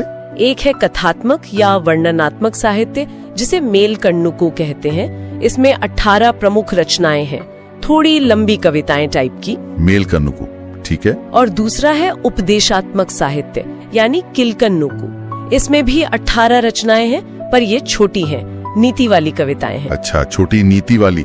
इसमें वो अहम और पुरम वाला कॉन्सेप्ट भी आता है ना? बिल्कुल। ये संगम साहित्य के 2 मुख्य विषय थे। अहम मतलब अंदरूनी बातें, जैसे प्यार, निजी भावनाएं, प्रेम वगैरह। हाँ। और पुरम मतलब बाहरी दुनिया की बातें, जैसे युद्ध, वीरता, राजाओं की प्रशंसा, सार्वजनिक जीवन। हाँ, और पुरम, समझ गया। इसी साहित्य में हमें एत्तु तो गई मतलब 8 संकलन और पत्तू पाट्टू यानी 10 गीत जैसे महत्वपूर्ण संग्रह मिलते हैं। एत्तु तु गई और पत्तू पाट्टू। और हाँ, एक बहुत ही महत्वपूर्ण ग्रंथ है तोल काप्यम। ये दूसरा जो संगम हुआ था उसका माना जाता है, और ये एक तमिल व्याकरण का ग्रंथ है। व्याकरण ग्रंथ तोल काप्यम। जी। और इसके अलावा शिलप्पाधिकारम और मणिमेकलई जैसे प्रसिद्ध महाकाव्य भी इसी दौर की देन है। वाह, काफी कुछ लिखा गया है। मतलब एक और चीज जो ध्यान में आती है वो है तिरई की अवधारणा। वो क्या थी? हाँ, ये बहुत खास है संगम युग की। तमिल प्रदेश को उन्होंने 5 अलग अलग भौगोलिक क्षेत्रों में बांटा था। 5 क्षेत्र? कौन कौन से? पहाड़ी इलाका था कुरिंजी, जंगल वाला मुल्लय, खेती वाली जमीन मरुतम, समुद्र तट नेतल और सूखा रेगिस्तानी जैसा इलाका पालय। कुरंजी, मुल्लय, मरुथम, नेतल, पालय। भी कि वहाँ अहम की कविताएं ज्यादा होंगी या पूरम की, ये भी जुड़ा होता था। अच्छा, मतलब भूगोल का असर लोगों के जीवन और साहित्य पर भी था। बिल्कुल, इसने वहाँ के जीवन को बहुत गहराई से प्रभावित किया। और एक चीज, अशोक के शिलालेखों में भी तो इन राज्यों का जिक्र मिलता है ना? चोल, पांड्या, सत्यपुत्र और चेरपुत्र। हाँ बिल्कुल सही। अशोक के अभिलेखों में इन दक्षिणी राज्यों का उल्लेख है, जो दिखाता है कि ये उस समय कितने महत्वपूर्ण थे। ब्राह्मणों का भी उल्लेख मिलता है। तो अगर हम सार देखें तो संगम युग में दक्षिण भारत में एक काफी व्यवस्थित राजनीतिक ढांचा था, जिसमें ये 3 बड़े राज्य थे, चोल, चेर, पांड्य। व्यापार खासकर रोम के साथ बहुत उन्नत था, जिसने अर्थव्यवस्था को मजबूती दी। हाँ, वो रोमन सिक्कों वाली बात। जी। और सबसे बढ़कर इस युग ने हमें एक शानदार तमिल साहित्य दिया। ये संगम साहित्य उस समय के समाज, संस्कृति और लोगों की सोच को समझने का एक अनमोल खजाना है। बिल्कुल। तो श्रोताओं के लिए एक सवाल छोड़ जाते हैं सोचने को। संगम साहित्य की ये जो थीम है, अहम और पुरम या फिर वो कन्नगी पूजा जैसी अनोखी परंपराएं, ये उस दौर की जो उत्तर भारतीय संस्कृति थी उससे कितनी अलग लगती हैं, और ये फर्क दक्षिण भारत की अपनी एक विशिष्ट पहचान को कैसे दिखाते हैं, इस पर जरूर सोचिएगा। हाँ, ये एक अच्छा सवाल। अब मेरा अगला विषय है गुप्त काल। ये लगभग 310 ईस्वी से 540 ईस्वी तक का समय है। जी, गुप्त काल काफी महत्वपूर्ण दौर रहा है भारतीय इतिहास का। हाँ, तो हमारे पास जो जानकारी है उसके हिसाब से हम इसके खास शासकों, उनके काम, शासन और थोड़ी संस्कृति पर बात करेंगे। बिल्कुल, ताकि जो प्रतियोगी परीक्षाओं की तैयारी कर रहे हैं उनके लिए जरूरी बातें साफ हो जाएं। हाँ, मतलब श्रीगुप्त से शुरू करते हैं, फिर चंद्रगुप्त प्रथम, समुद्रगुप्त, चंद्रगुप्त द्वितीय और कुमारगुप्त प्रथम तक। ठीक है, तो शुरुआत श्रीगुप्त से हुई, जिन्हें महाराज की उपाधि मिली थी। वो संस्थापक थे। संस्थापक, लेकिन असली संस्थापक तो शायद चंद्रगुप्त प्रथम को मानते हैं, है ना? हाँ, ज्यादातर यही माना जाता है। उनकी उपाधि भी देखिए, महाराजा धीराज थी। अच्छा, तो ये उपाधि बड़ी थी श्रीगुप्त से। जी, और इन्होंने ही 319 ईस्वी में गुप्त संवत की शुरुआत की, ऐसा माना जाता है। और वो लिच्छवी राजकुमारी कुमार देवी से विवाह, वो भी तो खास था। हाँ बिल्कुल, वो सिर्फ शादी नहीं थी, एक तरह का राजनीतिक गठबंधन था। इससे उनकी ताकत बढ़ी। और एक और बात, सोने के सिक्के, हाँ, वो इन्होंने शुरू किए थे। जी, ये पहले गुप्त शासक थे जिन्होंने सोने के सिक्के जारी किए। अच्छा, इनके बाद फिर समुद्रगुप्त आए 335 ईस्वी के आसपास। हाँ, समुद्रगुप्त, इनकी उपाधियां भी दिलचस्प है। कविराज, लिच्छवी दोहित्र। कविराज मतलब कविता भी करते थे। हाँ, कला प्रेमी भी थे। और लिच्छवी दोहित्र क्योंकि उनकी माँ कुमार देवी लिच्छवी राजकुमारी थी। ओह सही। और इनकी जानकारी का मुख्य स्रोत वो प्रयाग प्रशस्ति है, इलाहाबाद वाला स्तंभ लेख। बिल्कुल, उसी से उनकी विजयों का पता चलता है। जबरदस्त सेनापति थे वो। हाँ, मैंने पढ़ा है। उत्तर भारत मतलब आर्यावर्त के 9 राजा और दक्षिणापथ यानी दक्षिण भारत के 12 राजाओं को हराया। और वो जंगली इलाके 8वें राज्य भी। जी, उन्हें भी जीता। उनकी सैन्य पहुंच काफी वसी थी और उन्होंने कई तरह के सिक्के भी चलाए थे। कमाल है। अच्छा, फिर आते हैं चंद्रगुप्त द्वितीय 380 ईस्वी से। इनका नाम तो बहुत सुना है, विक्रमादित्य। हाँ, विक्रमादित्य, ये बहुत प्रसिद्ध उपाधि है इनकी। और भी उपाधियां थी, देवगुप्त, देवराज, देवश्री और शकारी। शकारी मतलब शकों को हराने वाले। जी हाँ। शकों का उन्मूलन इनकी एक बड़ी सैन्य उपलब्धि मानी जाती है। और इन्होंने भी विवाह संबंधों का इस्तेमाल किया था, है ना? बिल्कुल। नागराज कुमारी कुबेर नागा से खुद विवाह किया और अपनी बेटी प्रभावती गुप्त का विवाह वाकाटक नरेश रुद्रसेन द्वितीय से किया। दक्षिण में प्रभाव मजबूत हुआ इससे। बड़ी स्ट्रेटेजिक सोच थी। हाँ। और सबसे मशहूर बात, इनके दरबार में 9 रत्न थे। अरे वाह जी, 9 रत्न, जिनमें कालिदास, धन्वंतरी, वराह मिहिर, अमर सिंह जैसे दिग्गज शामिल थे। एक से बढ़कर एक विद्वान। क्या माहौल रहा होगा। अच्छा, इन्होंने चांदी के सिक्के भी शुरू किए, वो पहले नहीं थे? नहीं, पहले नहीं थे। चांदी के सिक्के चलाने वाले ये पहले गुप्त शासक थे। और वो चीनी यात्री फाहियान?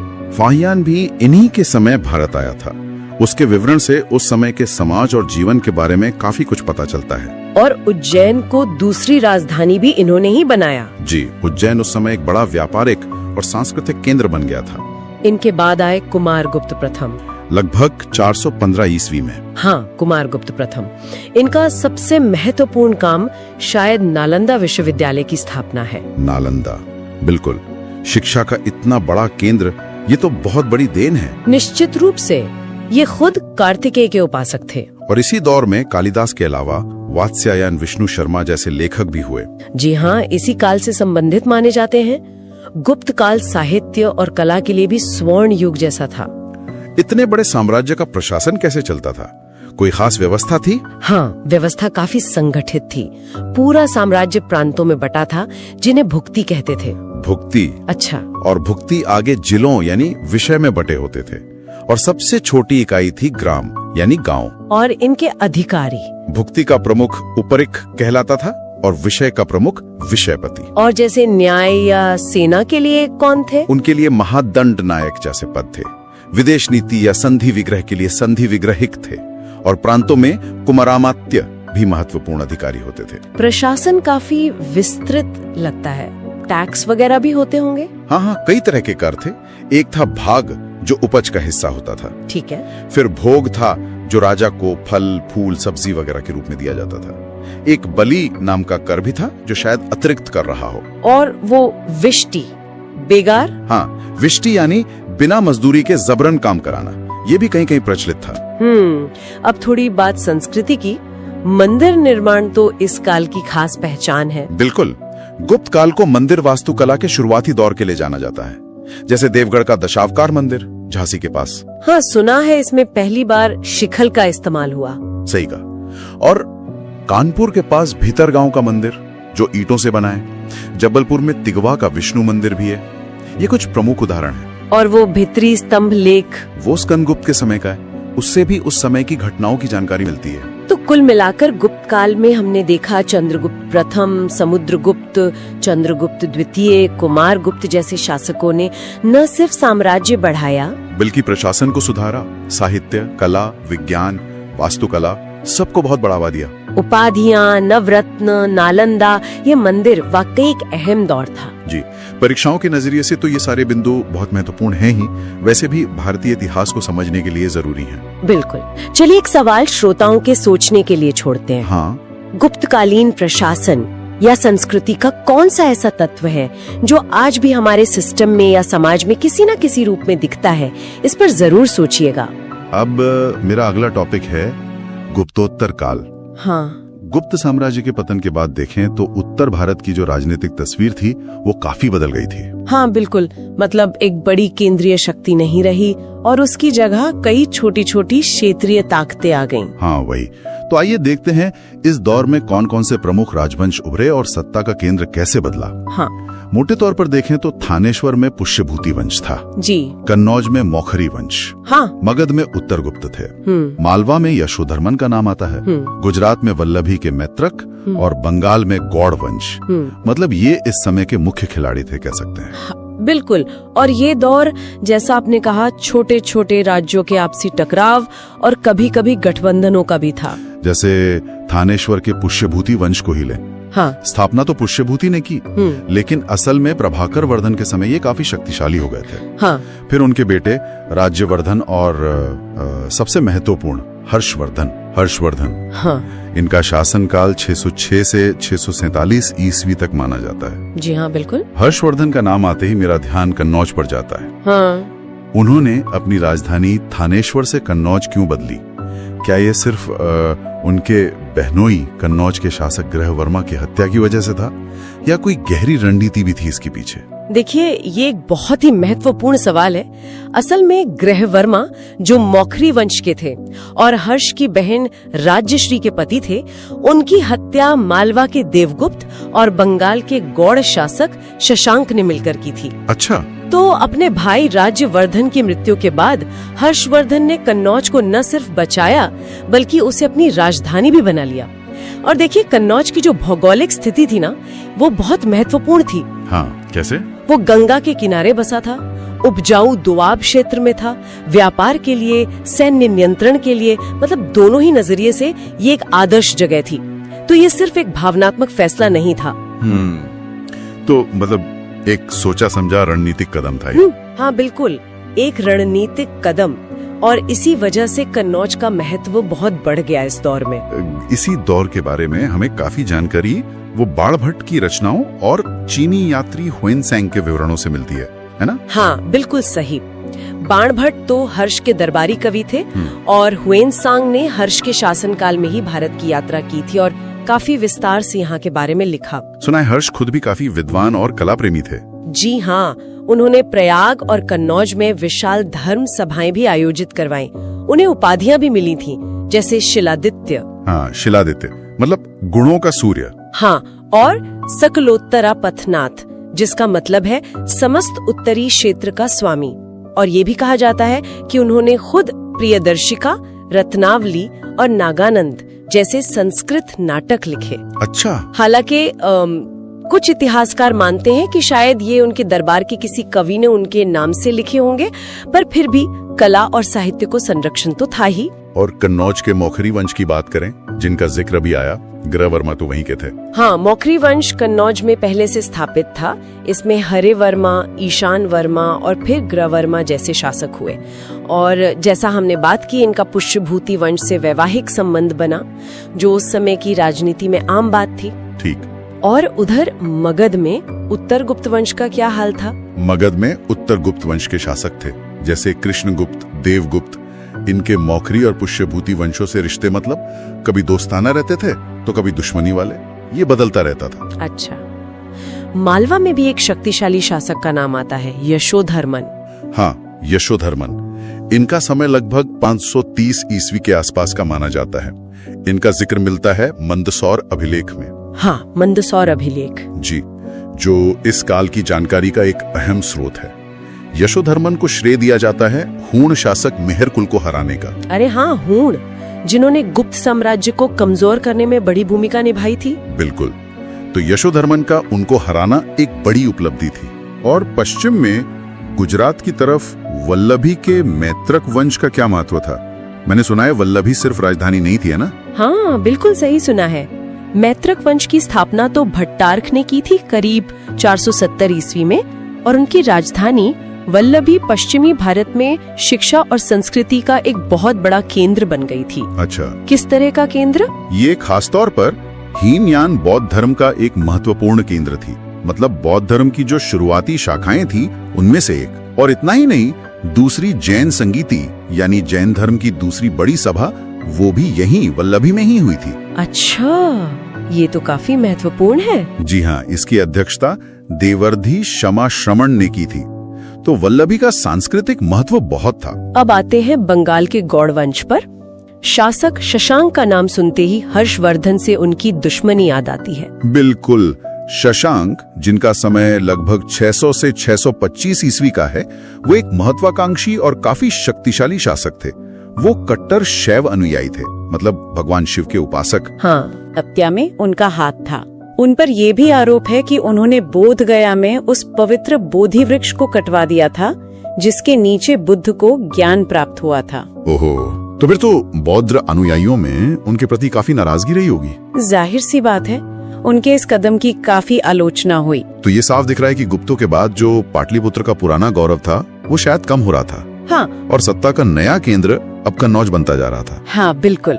और कन्नौज पर कब्जा करने के लिए ही आगे चलकर 3 बड़ी शक्तियों के बीच एक लंबा संघर्ष चला। पूर्व से पाल, पश्चिम से गुर्जर प्रतिहार और दक्षिण से राष्ट्रकूट। हाँ, इसे ही त्रिपक्षीय संघर्ष कहते हैं ना? जी वही। ये संघर्ष करीब 200 सालों तक चला और इसने उत्तर भारत की राजनीति को गहराई से प्रभावित किया।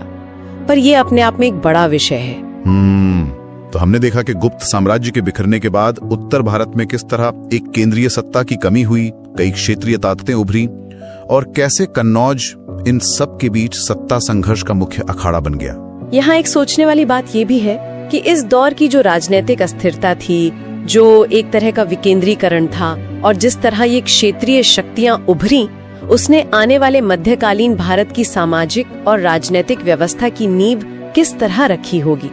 ये ताकतें और इनके आपसी संघर्ष, ये सब मिलकर भविष्य के भारत को कैसे आकार दे रहे थे। बिल्कुल, ये सोचने वाला बिंदु है। खैर, आज की चर्चा यहीं समाप्त करते हैं।